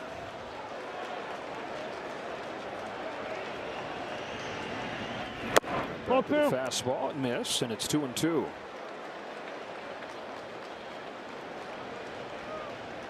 Chisholm, McMahon, and Volpe. 6, 7, and 8 for the Yankees. They break through in the 6th, but leave the bases loaded. And now Chisholm to open the 7th. Chops one up the middle. That's short. It's Jimenez. It's the opening day of the division series, and it continues tonight, 6:30 Eastern on TBS. Dodgers and Phillies. And then Tigers Mariners on FS1 at 8 o'clock Eastern.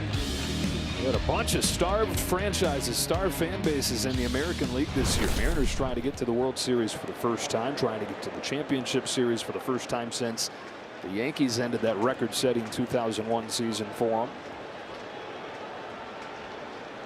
McMahon.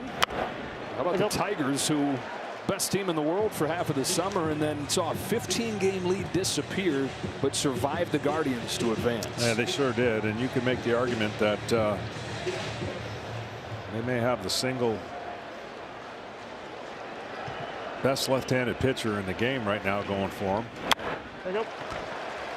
Austin could have made that argument if they would have gone on with Crochet, but Eric Skubal, 14 Ks in his wild card start. That's pretty good lefty right there too. Max Fried will start game 2 for the Yankees tomorrow night when the series shifts in their favor, at least on paper, in the starting pitching matchups. Ball 1. You always said it earlier, say it again. This is a game 1 that, look, in a short series, game 1, you got to win it all the time. 75% of the time you do, you go on to win the series, but especially the way the pitching lines up, a game the Jays got to get. Man lays off, and it's 2-2.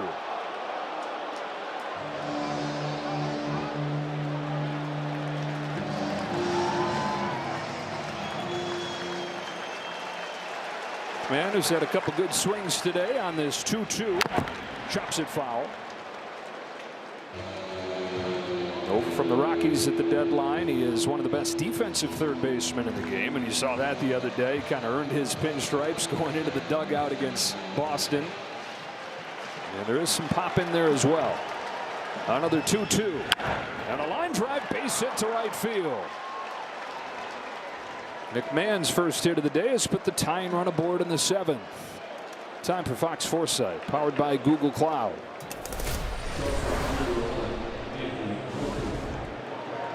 .43% chance for the Yankees to score 2+ runs the rest of the game. Blue Jays, as bad as the back end of the pen was at times, have the fewest blown losses or blown lead losses in the majors this year. Have not blown a lead since September 1st. That'll do it for Varland. Back into the pen they go with a tying run on here in the 7th. Regular season, but it's the Blue Jays on a pair of solo shots with a 2-1 lead from Vladimir Guerrero Jr. and Alejandro Kirk. Sir Anthony Dominguez comes out of the bullpen to face Anthony Volpe. Dominguez, who was so good in the postseason for the Phillies a few years ago, traded for the second time at the deadline in as many years. The Orioles to the Jays. And he's in with a strike on Volpe. Four-seam fastball, but he's got a really good breaking ball and splitter. Those are the two pitches where the league virtually hits nothing against. So if he can get ahead, those are his kill pitches. Gave up 7 runs in his first 5 games with his new team, just 1 over his last 19. And again, we were talking about this Blue Jays bullpen that for a lot of the year was a problem, but they last blew a lead September 1st. There's the guy looming at the back end, the biggest question, and Hoffman. 2-1 on Volpe. But John, we're talking about this Yankees lineup. You got to set the table for the guys at the top. They've done that today. Yeah. 4 of the 5 hits have come from the bottom of the order. Yeah, they've done their part, and going to get a pinch runner. Yeah, Caballero and a pinch run for McMahon. Interesting. So he goes in there mid at bat. The major league stolen base leader, Jose Caballero, weapon picked up at the deadline for the Yankees. And what a time to do it, representing the tying run here. Surprised he didn't do that earlier, I guess. Count goes to 2-1. Caballero comes in. Volpe swings and misses, 2-2.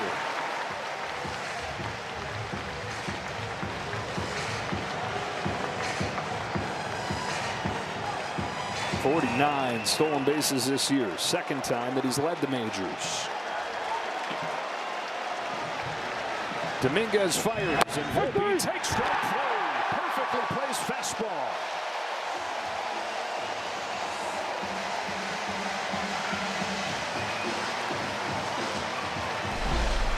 Well, this is a perfectly placed fastball, and I anticipate some sort of stolen base in the first 2 pitches here. If you're thinking about getting aggressive and putting a runner in scoring position, he's not ready to do it right now, but maybe after this pitch. Caballero dancing over there, and they check on him. Caballero says, I try to make them hate me. Try to make the other team just hate me having to deal with me. Aaron Boone said, we did when you were on the other side playing for the Rays the last few years. Well, they had trouble putting on his oven mitts because that's that's what they're using to slide with. Swing and a miss by Wells. Splitter. Everybody's got one these days. Yankees catcher 1 for 2. It's a rough second season, but he's been at his best lately. 290 over the last month. Tying run at first, 2 gone in the 7th. There he goes. A bouncing ball to first and an easy one for Brad Jr. 7th inning stretch in Toronto. Blue Jays up 2-1.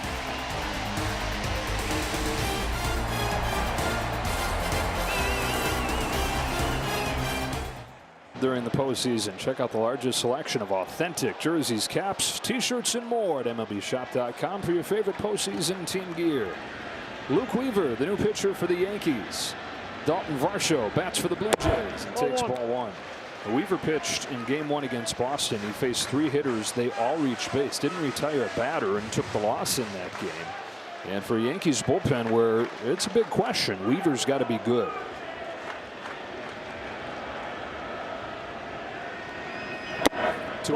Yeah, Weaver, sneaky, just really good stuff, and run into a couple bad trends, but he was a big part of last year for the New York Yankees. Yeah, he was a closer by the time they reached the postseason. Caballero, as you see, stays in the game and plays third. But it's 3-0 from Weaver. 12 runs, 10 innings from the start of September through the first game of the postseason.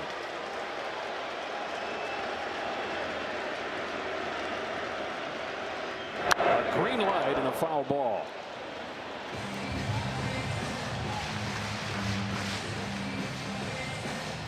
Well, so far so good for the Yankees bullpen today. Tim Hill, Camilo Doval, 3 1/3 scoreless innings after Luis Hill went just 2 2/3. On a 3-1, Varsho takes ball 4 and has a leadoff walk.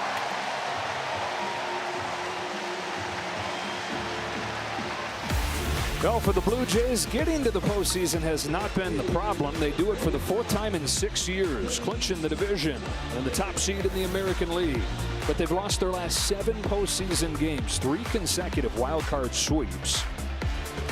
They're trying to win a postseason game for the first time since 2016, and then they set their sights on winning it all. Back-to-back titles in 92 and 93. They hang championship banners in blue. The division title banners hang in white. Those are nice, but folks around here think that this team is special. They could add a 3rd blue one. Varsho at first for Santander. He's had a couple long at-bats today. Ball and a strike. I was part of that 600 years ago, 1992 blue banner. What was that like pitching here? Oh man, it was. I loved it because obviously it's the dome. Conditions are perfect when you pitch. Santander with a base hit to right field. Varsho heads for 3rd with Judge's throwing issues. They're going to push the envelope. Judge still dealing with that sore elbow, and there was no question Varsho is going to turn the corner and advance.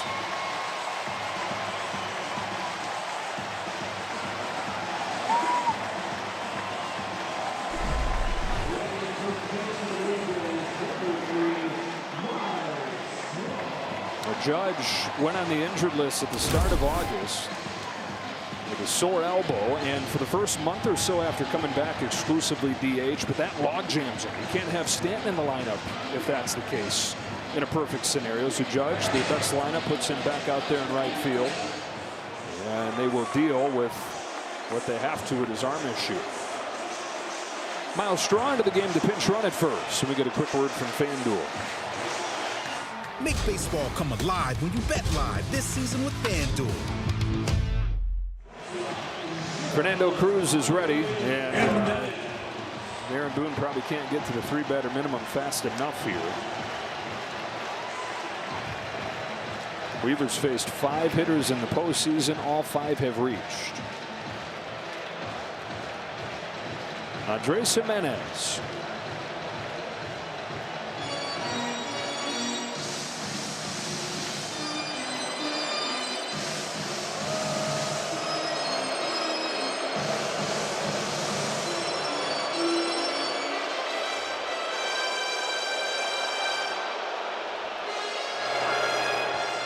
Under PitchCom issue.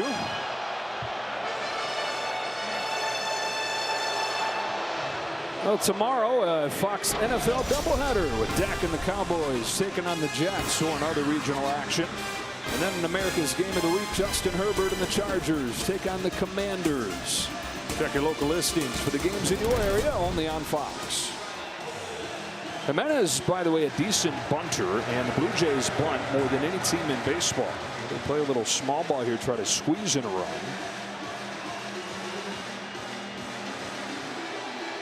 Although at this point, the idea of giving it out to Weaver doesn't sound like a great idea either.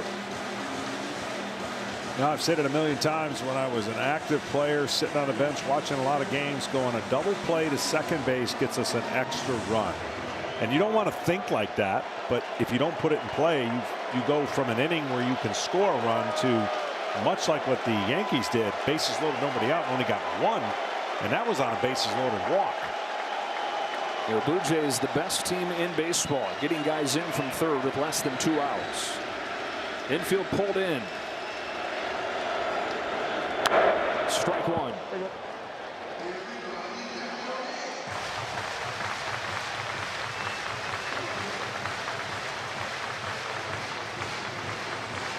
Home run from Guerrero in the first, home run from Kirk in the second.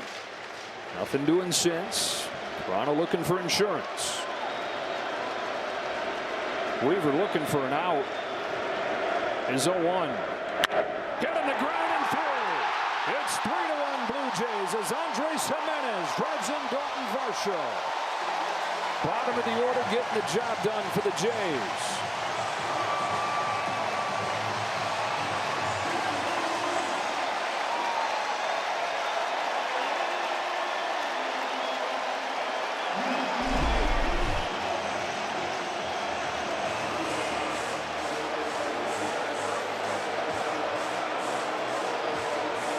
And it's an instant replay for Luke Weaver. 3 hitters, they all reach. 3-1 Jays, still nobody out. Cruz comes into the game. Postseason. Follow all the postseason action. Download the MLB app, the #1 app for live baseball. Fernando Cruz, who they could not get in there soon enough. Weaver just didn't have it again. Cruz has. We saw a great splitter from Kevin Gausman. Fernando Cruz also has one of the best splitters in baseball. Yeah, fastball, sinker,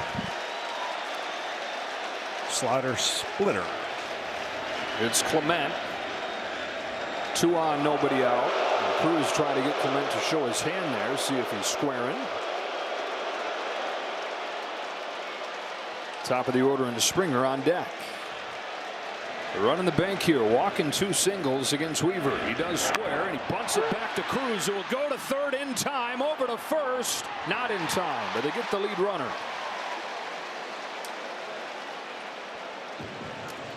That was a great job by Cruz. I mean, he pounced off the mound. What you're trying to do as a hitter, you want to bunt it to the third base line.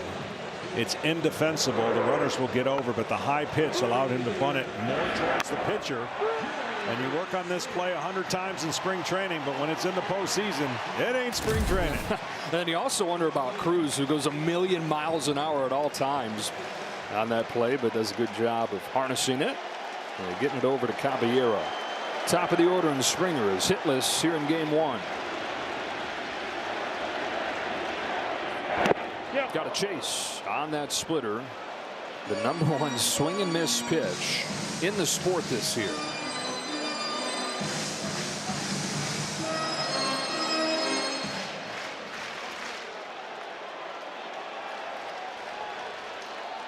Orlando Cruz, a 35-year-old from Puerto Rico. Ball. Didn't get to the major leagues until he was 32. Drafted as an infielder. And that may be why, if he gets out of this jam, you'll see why. Pretty excitable. Yeah. Some say emotional. Let's go over 1-1 to Springer. That's ball 2. Kansas City drafted him. He had a few seasons there as the infielder, could not hit, and so they converted him to pitcher. Had a brief stint in the Cubs organization, but then was away from baseball, at least affiliated baseball, for 2 years. Went to Indie Ball. Said, I'm going to give it one more shot. Went to Mexico to pitch, and that's where the Reds discovered him and gave him his first chance just 3 years ago. Here's his 2-1 pitch. Springer fouls it off, and they got a chunk of Wells. Ow.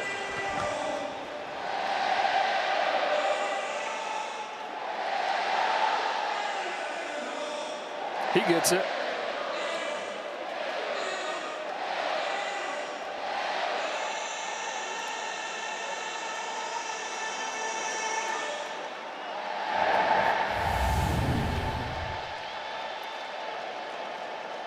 They do a great job firing this crowd up here. Yeah, they don't need a whole lot, but no, they do a good job. Yeah. 40+ thousand sell out every post game of this division, or every home game of the division series, sold out in less than 30 minutes. 2-2 on Springer. Lays off, and the count goes full. Well, one thing about Cruz is you can save your catcher's arm, because when he's done delivering a pitch, he comes over halfway to meet the catcher to get the ball. Yeah. That's how into it he is.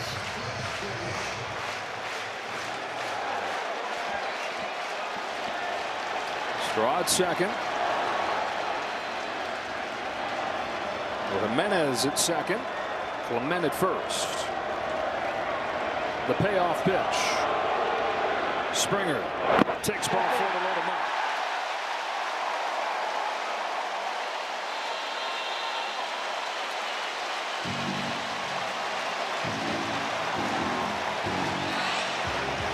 Yankees were unable to take full advantage of their bases loaded opportunity in the 6th inning. Let's see if the Blue Jays can capitalize on theirs. Nathan Lucas comes up.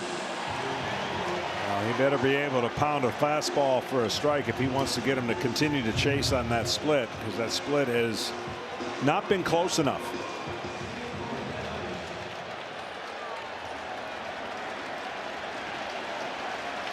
Bases loaded, 1 gone, 7th inning.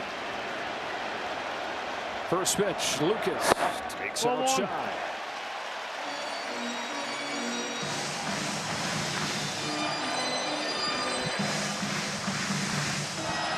And a team full of contact guys. This is the guy with the best contact rate right here. On a 1-0 pitch. Takes ball 2. Nowhere to put Lucas, and Guerrero Jr.'s on deck.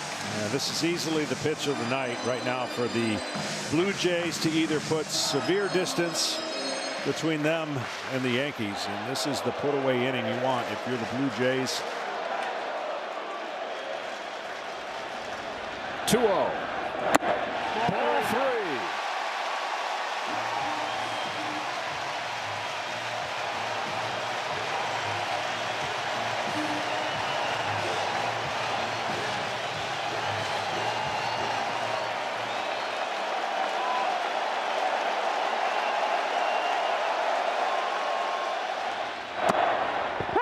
Strike.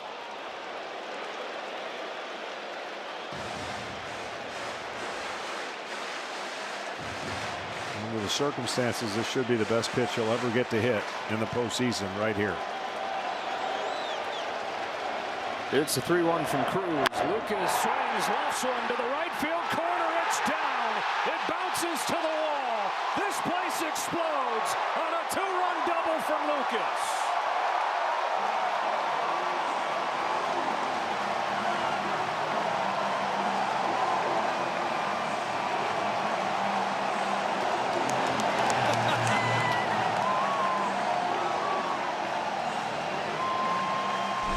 Well, he didn't miss it, and it was a cookie right there at the top of the zone. And that's what you've got to do to take advantage of the stress and the situation. Toronto showing why 5 runs, when they score 5 runs, they're virtually unbeatable, and why they're so good at home. 3 in the bank here in the 7th, still just 1 gone. Smelling something that's they've not had nearly a decade.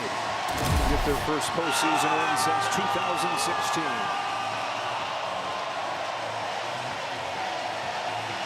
And now they're going to get greedy. Guerrero Jr. coming to the plate. Already 2 hits today, including a home run.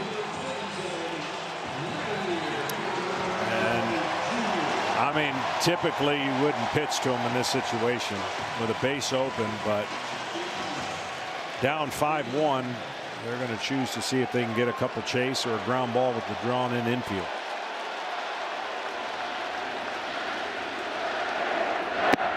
Ball 1.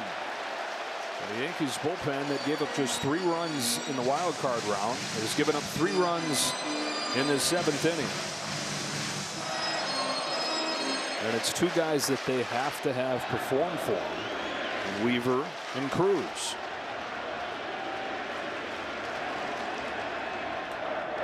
That's outside. Ball 2. Vlad Guerrero Jr. set the tone today with a home run in the 1st inning. A diving play. All the questions swirling. Can Guerrero find it? Because he has really struggled the last month. And anytime they've been in the postseason, he has struggled. Ball 3. So far, so great in his first game of this postseason chance. Still don't understand why they're not putting him on. It's 3-0 count. Nothing good can happen here, but they're going to pitch to him.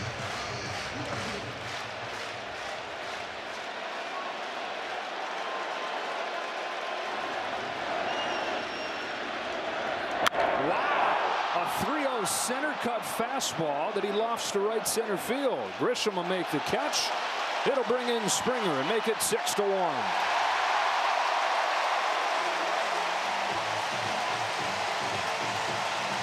Not only did they not put him on intentionally, they didn't even try to stay away from him. That was right down the middle.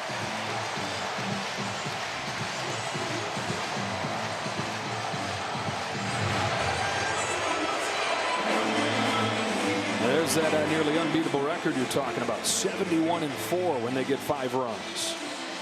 That'll do it for Cruz. Paul Blackburn will come into the game. 6-1. The Blue Jays have exploded for 5 runs. Or for 4 runs here in the 7th. Been all Blue Jays so far today. A couple of early home runs, and they've strung it together here in the 7th.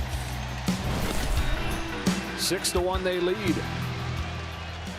Joe Davis, John Smoltz, Ken Rosenthal. Game 1 in this best of 5. Paul Blackburn is on to pitch. Addison Barger takes a strike. Yeah, the 2 opportunities each team had for a big inning. One did it. The Blue Jays did it. Erupt here. And the Yankees are going to look back at that bases loaded, nobody out in a 2-0 game.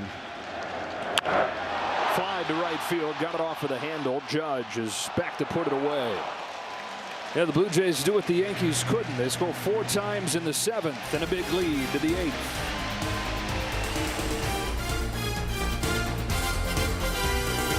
Near you. Go to playball.org and follow @playball on social media. This is the big lefty.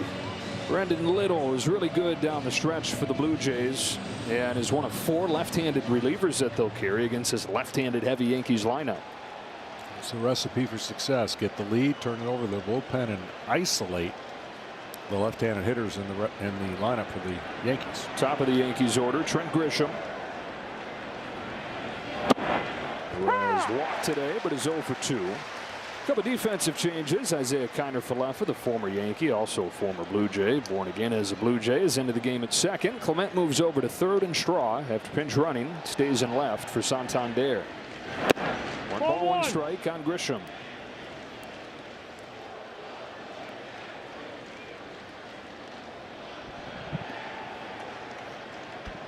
The Yankees team that came back in the standings to finish in a tie. Won 13 of their last 15 games back to mid-September. Came back in the wild card round. They were the first team in the 4 years of that format to lose the first game and then come back to win the 3-game series. They're looking like they're going to have to do it again. They're going to have to be the comeback kids again. But the way the pitching is lined up, they got to like their chances to do that. From here on out, it's going to be nothing but those guys that we saw dominate the wild card round. Yeah, and look, I mean, it's not impossible to get short outings and win a playoff game, but it sure does help when your starter can go 6, right? We got Gausman get into the 6th. You look at all the success early in the postseason, it's been dominated by pitchers getting deep and cutting down the usage of the bullpen. Well, the Yankees didn't get that performance of length, and now they're going to rely on those 3 pitchers to do that moving forward. 2-2 to Grisham is grounded to short. Jimenez knocked it around last inning. Tosses over to first for the first out of the 8th. Hello, Ken. Hello, Joe. One thing to keep in mind here as well. The Jays pitching is not set up so well going forward. Trey Savage tomorrow. Maybe he's Cam Schlittler from the other night, and maybe he's a rookie making his 4th start. We don't know. Then you have Shane Bieber in Game 3 at Yankee Stadium, and a likely bullpen game, possibly involving left-hander Eric Lauer for a good amount of time. But that's a lot of questionable things going on for a team that wants to go forward. Aaron Judge here with the bases empty. Yeah, I think the starting pitching edge for the Yankees is wider, is greater than is maybe being given credit, especially when you see the roster come out today and Bassett isn't in there. Yeah. So the next 2 games, you got a guy who's made 3 starts in the major leagues, and then a guy who's made 7 starts the last 2 years. Yeah, but you still got to put yourself in position to create that stress, right? The Yankees have to be better if they get their scoring opportunities and cash in like they didn't do tonight. Ball 2. There you go. And Judge in his first big spot, bases loaded, nobody out in the 6th inning, struck out on what would have been ball 4. One last box for him to check. Big October shaped box. The last 2 Octobers, 165 average, and he struck out more than 40% of the time.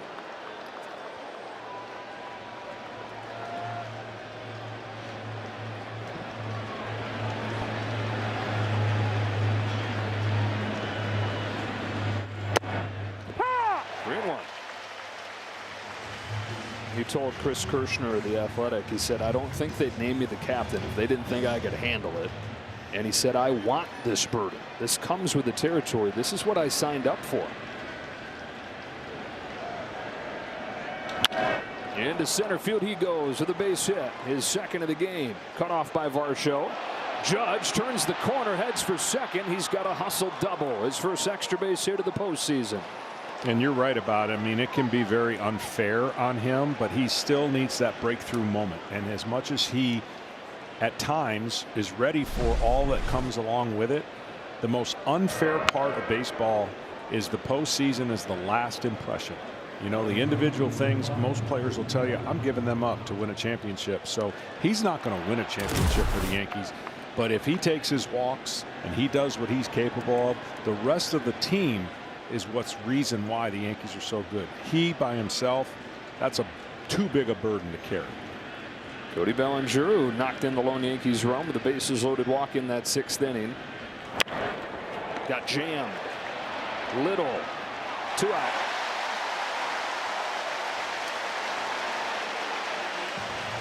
We're talking about who's coming for the Blue Jays. A much surer lineup for the Yankees coming in the starting pitching. Max Fried, what a season he's had. His first one of the big contract. Fried 19-5 with a 286 and then 6 1/3 scoreless innings in the wild card round. Rodon got overshadowed because of what bookended him, but he was good.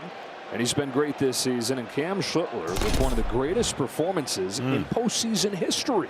Also, I mean, he didn't look like he was sweating. He didn't look like he was nervous. He looked like he'd done that 100 times. He looked like a taller version of Jacob deGrom, just letting it eat and painting at the same time. Now you may be sitting there rolling your eyes, but best outing in postseason history. It was the first outing in postseason history, 8 scoreless innings, 12 strikeouts, no walks. Yeah. And with the season on the line, no less. For a kid who started the season in Double-A and was not throwing anywhere close to 101 even a year ago. Development story, success story in the Yankees system. 1-1 to Rice. Leaches out, flies it to center field. Varsho's going back onto the track. He's got it in front of the wall. To the bottom of the 8th we go. The Jays are 3 outs away from taking the first game of the division series. Sponsored by Google Cloud, the official AI partner of MLB. Catch the game like never before with Google Cloud AI. And by Strauss, the official workwear partner of Major League Baseball. Back in Toronto, with Blue Jays got a pair of early home runs from Guerrero and Kirk, and then a 4-run 7th. On the verge of taking game 1. Paul Blackburn stays in, and Kirk leads off the 8th. Ball 1. Takes outside for a ball. And so the two teams that had to figure out how to navigate the bye, which you're going to take 10 times out of 10. Yep. The Brewers and the Blue Jays looking like they're going to go 2-0 today. And with the offenses clicking. Because that is the thing you worry about most. Can your bats stay hot with that weak layup? Well, the early going, the National League had the hardest time figuring it out, with the exception of the Dodgers. The American League had done pretty good as of recent memory, but it's part of those things that over time I always thought would work itself out, because in the beginning it's such a culture shock to have those 6 days off.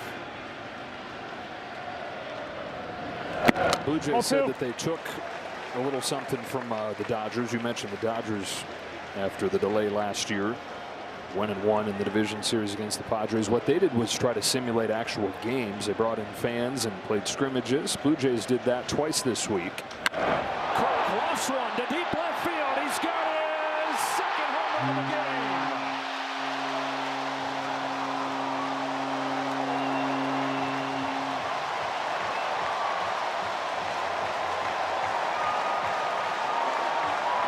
And his 5th the last 3 games. 1 on Saturday, 2 in game 162, 2 in game 1. He's not necessarily known for the power. No, he's not known. He'll be known after this postseason, though.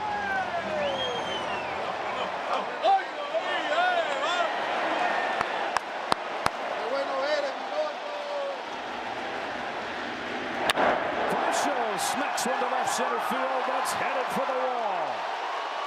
Varsho flying to second with a double. He's on for the 3rd time today.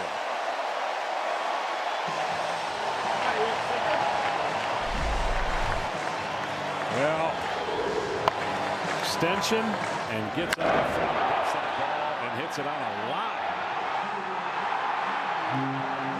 That got out quick. And a little kiss from Alejandro Kirk. The 15 home runs that he hit during the regular season, that was a career high. Needed 3 over the last 2 days to reach that. And now he's got the 4th multi-home run game in Blue Jays postseason history. Straw hacks the first pitch foul. We've seen everything that made the Blue Jays the top seed. Yep. Saw the starting pitching from Gausman. We've seen great defense. Bat to ball, put it in play, take advantage of the bases loaded situation last inning, and the power.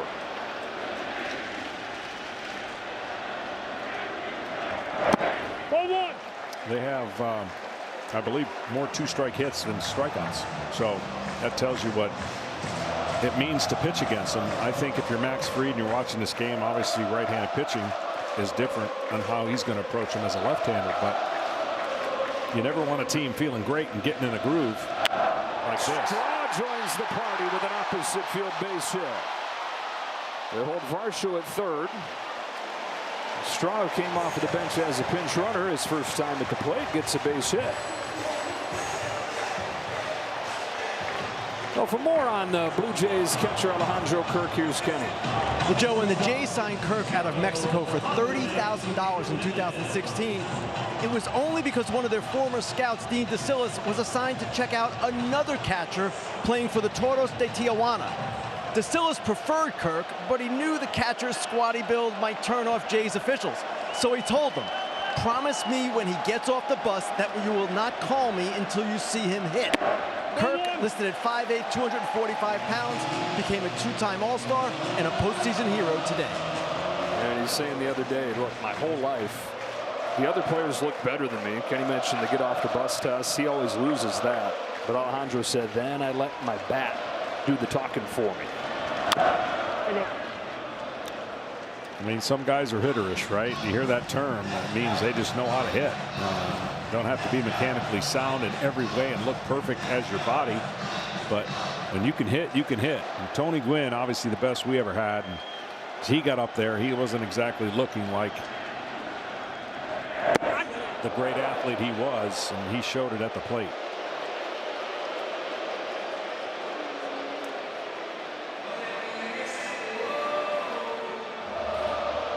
Blue Jays checking to see if this one hit him.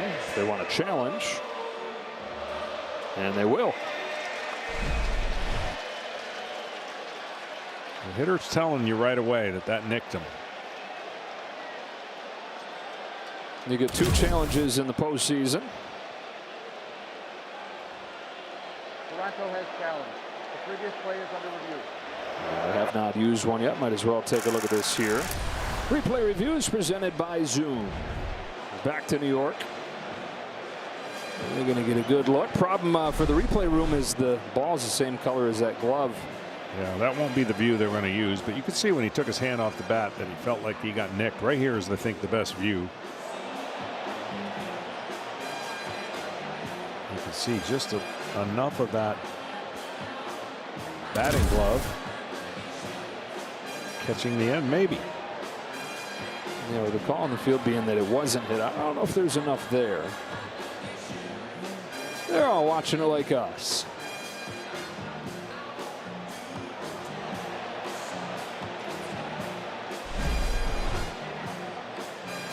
Not going to get any closer than this look.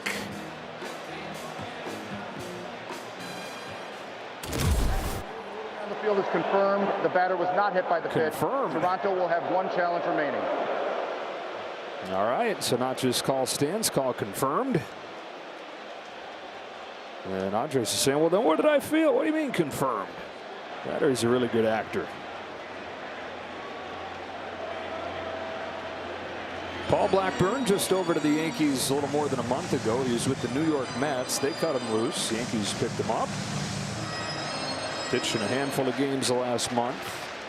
And here just trying to cover the last outs of this one. Preserve the pen for tomorrow. Swings away, swats it to left, and he'll take that anytime over a hit by pitch. Jimenez to second with an RBI double.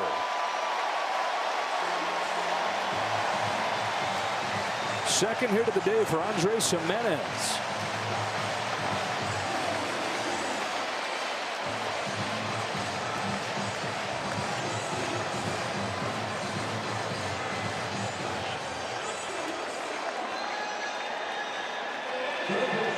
Biggest difference in tonight is the location of all the hits that the Blue Jays have had and the lack of location that the Yankees have had. In other words, they have been pitched to much better.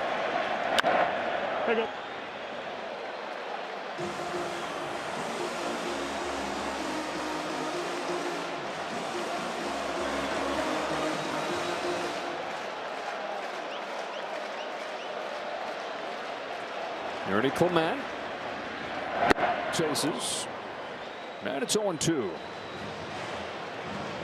Bottom of the order for the Blue Jays in this game. Awesome. Yeah, you've had the home run from Guerrero and a double from Lucas out of the 2 spot, but 5 through 9 in the order, 8 for 18 with 4 extra base hits. Clement chips one into center. That's Grisham for the catch. Here comes the throw home. Straw, who can fly, is in standing.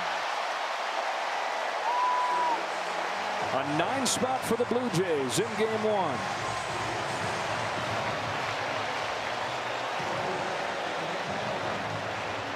And the latest example of the Jays doing what they have to get the guy in from third.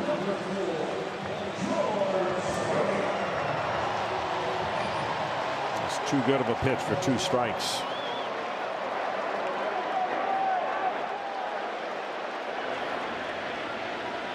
First out of the inning, the 5th hitter that he faces.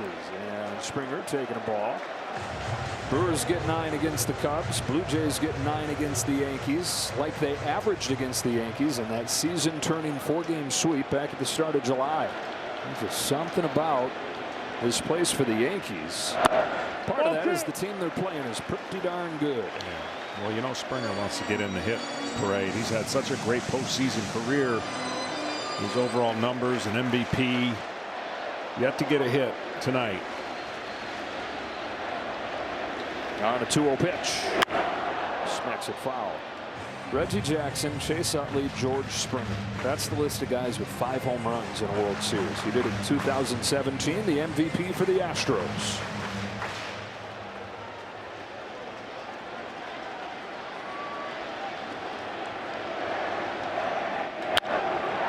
Volpe.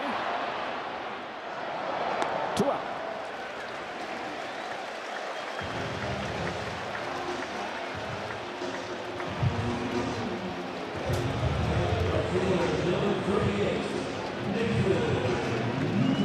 Well, this is a 2-1 game in the 6th inning, and you go to the top of the 6th. That's where the Yankees cut it to 1, had the bases loaded, nobody out, and settled for just the 1 run. In the 2 innings since then, the Blue Jays with a 4th spot in the 7th and 3 more here in the 8th to turn it into a blowout. 1-1.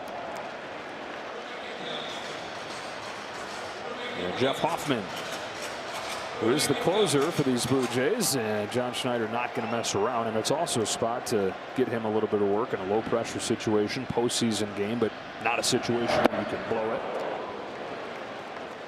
Yeah, it's interesting. It's 2 schools of thought because they had the long layoff. You could see why you want to get him in, but at the same time, they get the Yankees to look at him in a situation where normally you wouldn't pitch. So I understand, you know, pitching him in this game just because he hasn't been in game action for a while. Pick up.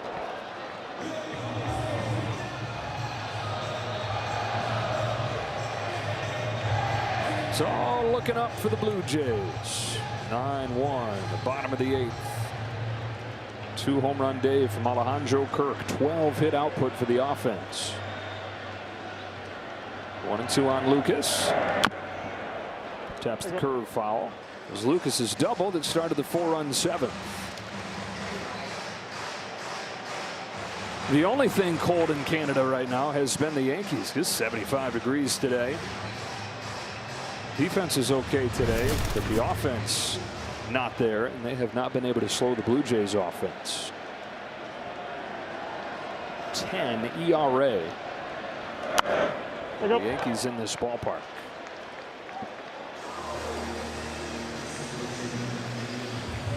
Handed off to Fried tomorrow. Led the majors with 19 wins.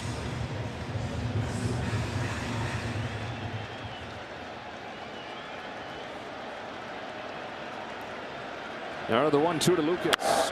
Rolls it up the middle. Past Volpe and into center. You just can't put these guys away. Lucas knocks in his 3rd run of the day. They've got double digits in game 1.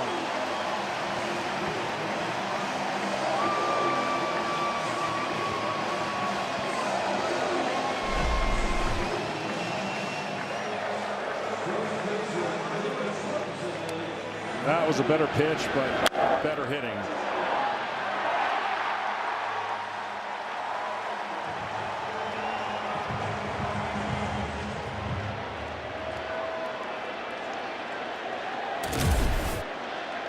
Ten runs on 13 hits and only 2 strikeouts. Ball on Guerrero. 2 hits, 2 runs knocked in. That includes a home run.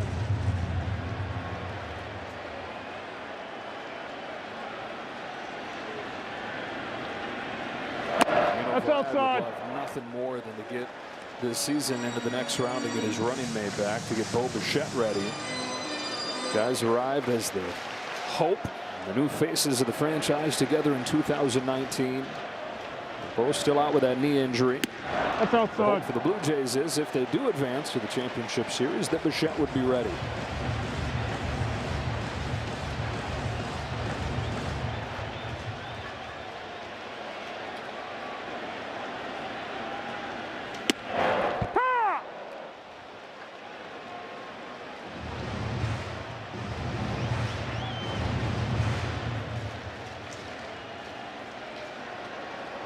Blackburn having to wear it.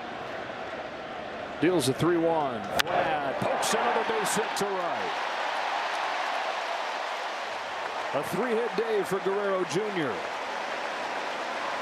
A 14-hit day for the Blue Jays, and they've batted around here in the 8th.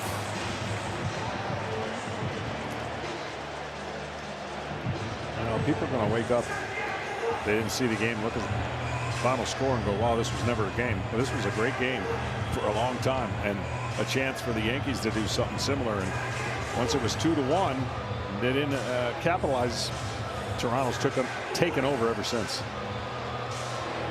Coming up when we finish, stay tuned for the postgame show on Fox, presented by Strauss. Kevin Burkhardt and the guys back in Los Angeles to recap not just this game, but to look ahead to Mariners and Tigers. It started at 8:38 Eastern on FS1.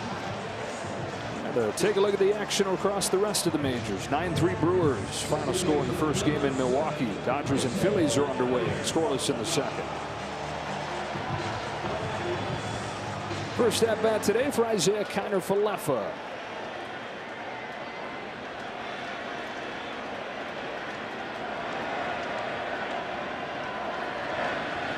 Signed a 2-year contract with the Blue Jays before last year, but then got traded to the Pirates at the deadline. Brought back here to Toronto the end of August this year.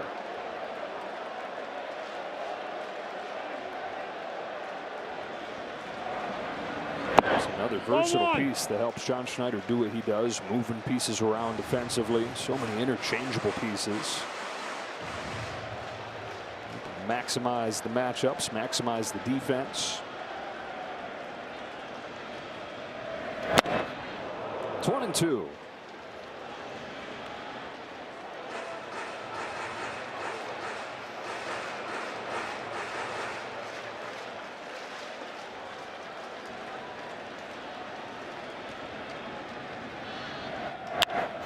To second and Chisholm.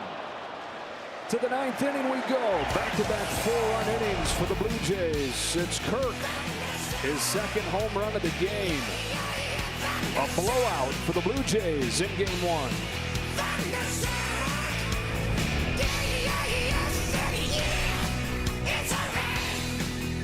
The second postseason game in Rogers Center history with the top open.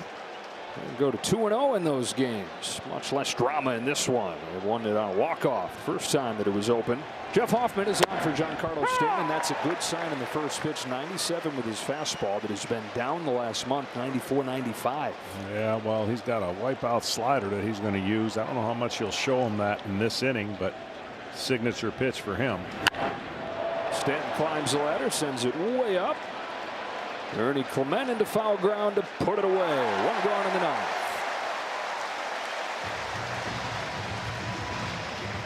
That's a lot of decisions. 9 and 7. Yeah. I mean, and 33 saves. Is that right? 33 saves, top 5 in the league. Wow. Big issue for him, home runs. 15 of them allowed this year is the most in the American League. But only gave up 1 run in September. I mentioned the velocity was down. The issue in September kind of became more command. He walked more guys. Overall, though, they're trying to capture a little better feeling about their guy at the back end here. Chisholm fouls off 97. They were hoping that some of the mechanical changes he was working on during the week off and just simply having the week off was going to help. And first signs are promising. All of 3 pitches of them.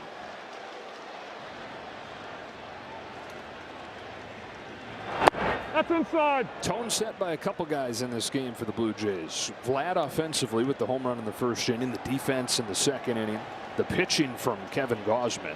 I mean, he just cruised. low stress until the Yankees put the pressure on in the 6th. Ball 2. And you got to give him credit and give his manager credit for leaving him in there for the majority of that inning to only give up 1 run. And then Varland came in and struck out Stanton. That's maybe a little lesson learned from last time they were in the postseason. There's that slider. 2-2. And Schneider talked about, learning from taking out Barrios in Minnesota a little earlier than what some thought. That was the last postseason trip for the Blue Jays. It was his first as a manager in 2023. And it was a 0-0 game in the 4th inning. Barrios issued a leadoff walk and he took him out. Kikuchi came in and gave up 2. They lost that game 2-0. And we asked him about it today. And he said that that'll stay with him for the rest of his life. But he said, look, that's kind of what life is about, is going through things and learning from them.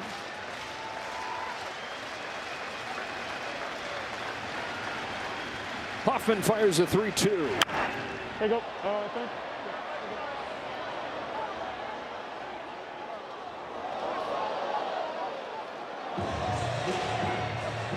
So the Yankees will try to wipe this one clean quickly from their memories. Send their ace to the mound tomorrow, and Max Fried. Another 4 o'clock start time. Fried, veteran for the Yankees. Trey Savage, his 4th major league start for the Blue Jays. Pop fly left field. Miles Straw. 2 gone in the 9th. I mentioned tomorrow's game. Pre-game will begin at 3 o'clock. First pitch at 4:08. Scene shifts to New York Tuesday and Wednesday. And back here next Friday if Game 5 is necessary. This one was tight over the first 6. Jays, though, 4 in the 7th, 4 in the 8th. Caballero.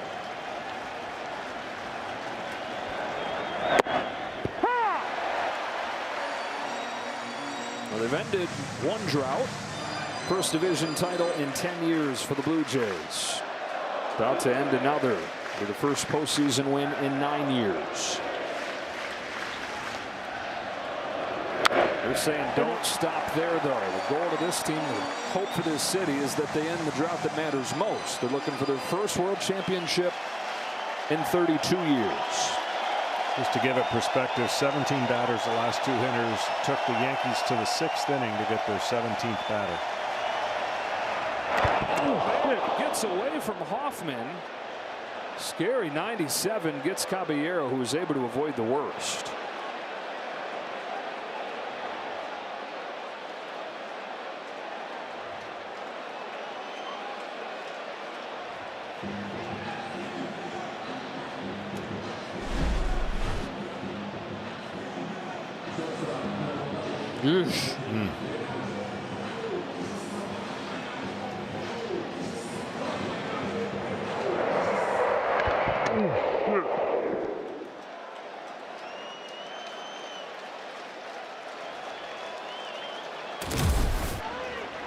Caballero will take second.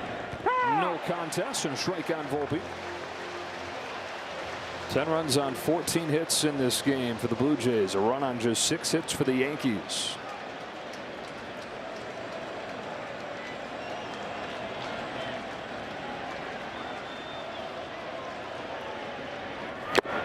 Strike 2, and there goes the bat. Look out over there, right into the Blue Jays dugout. We got strays going everywhere.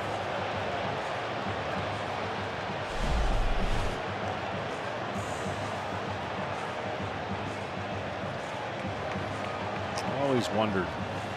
He's never a good enough hitter to figure out how that can happen. They talk about throwing the barrel of the bat at the ball. Well, he threw the barrel of the bat.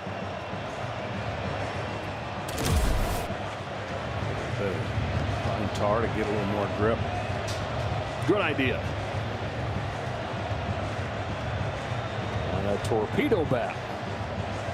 All the rage early on this season. Remember when? That feels like it was 9 years ago.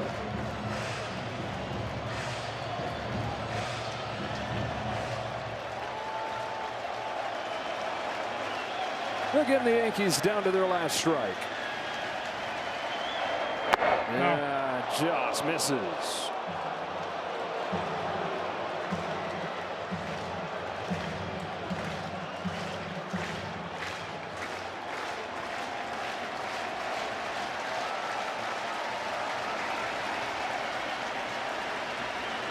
Hoffman will try it again. This away, 2-2 on Volpe. Scored the lone run in this game for the Yankees. He's continued to, relative to what he's done in the regular season, produce in the postseason. With that double and run scored, he's reached base in 17 of his last 18 postseason games. On a 2-2 from Hoffman. He's down on strikes, and the Blue Jays say, here we are. A statement win in their first game of October.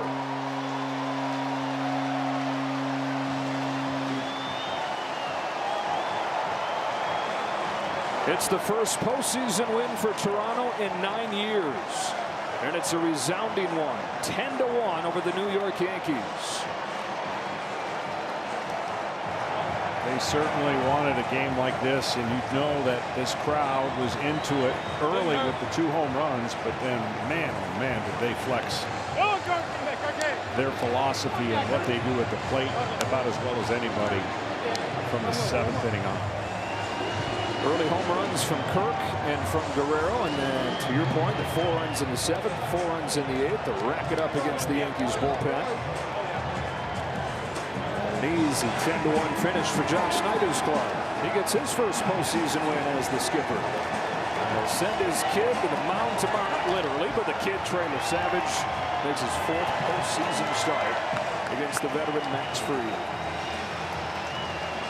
Coming up after the break, we'll get you to the studio. Kevin Burkhardt and our all-star crew of Derek Jeter, Alex Rodriguez, David Ortiz, and Dontrell Willis. They got more postseason coverage on the other side of this break. Jays 10, Yankees 1. We'll be back with Game 2 tomorrow.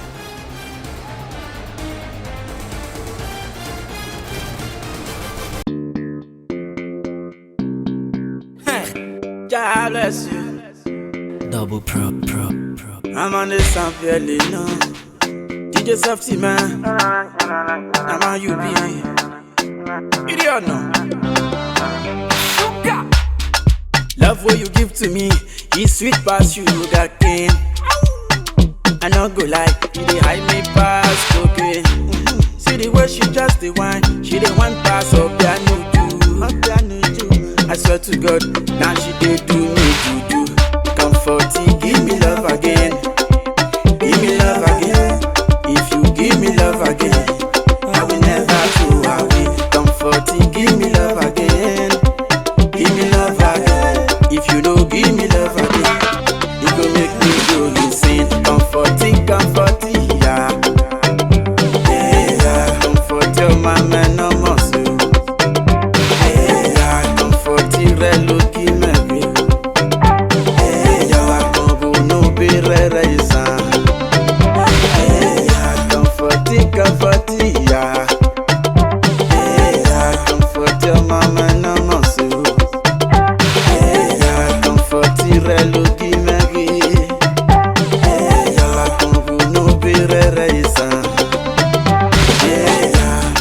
My baby too fine, no, now so she dey beautiful.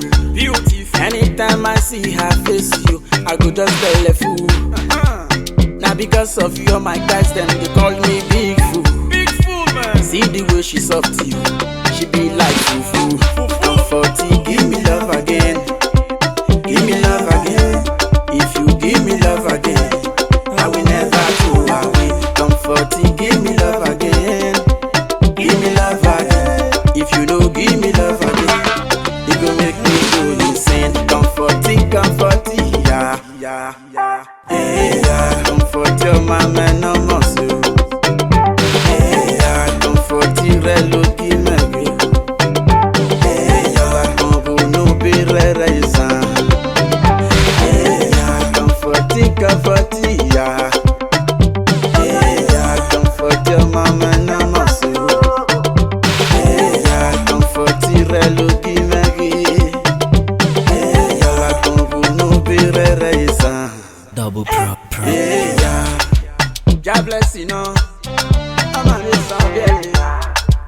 double pull on the missy. DJ Safety man, I see you. I'm on this sound valley.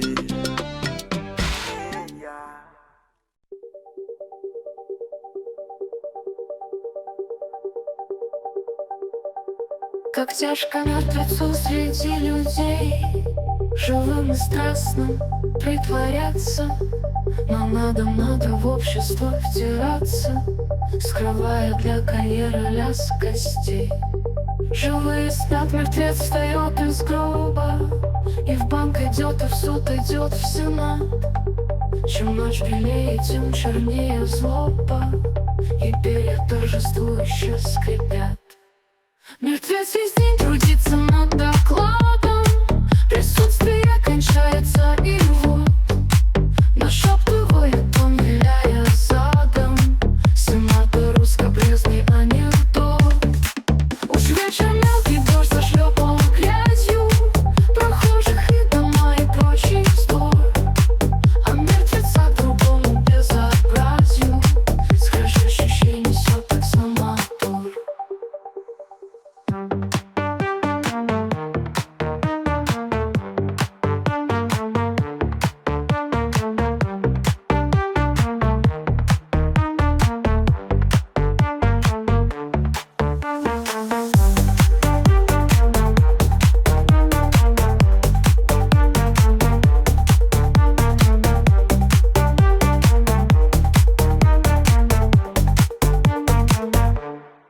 Как тяжко мертвецу среди людей, живым и страстным притворяться.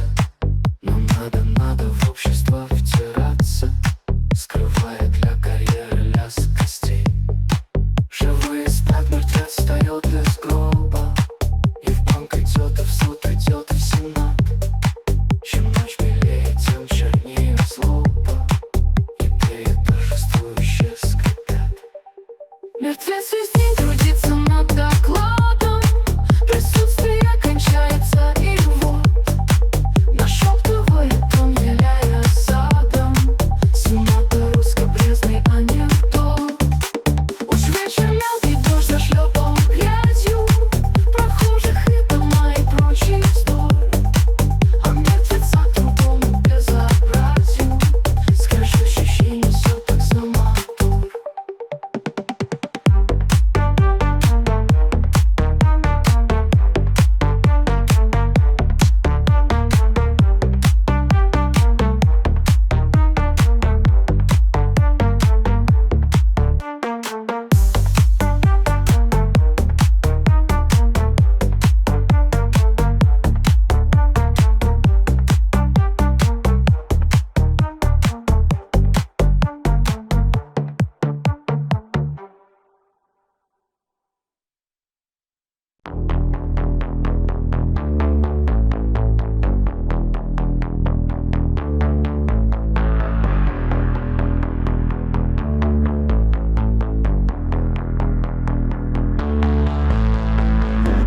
Стоите на моем пути, такая живая, такая красивая, но такая измученная. Говорите все печально, думаете о смерти, никого не любите и презираете свою красоту. Что ж, разве я обижу вас?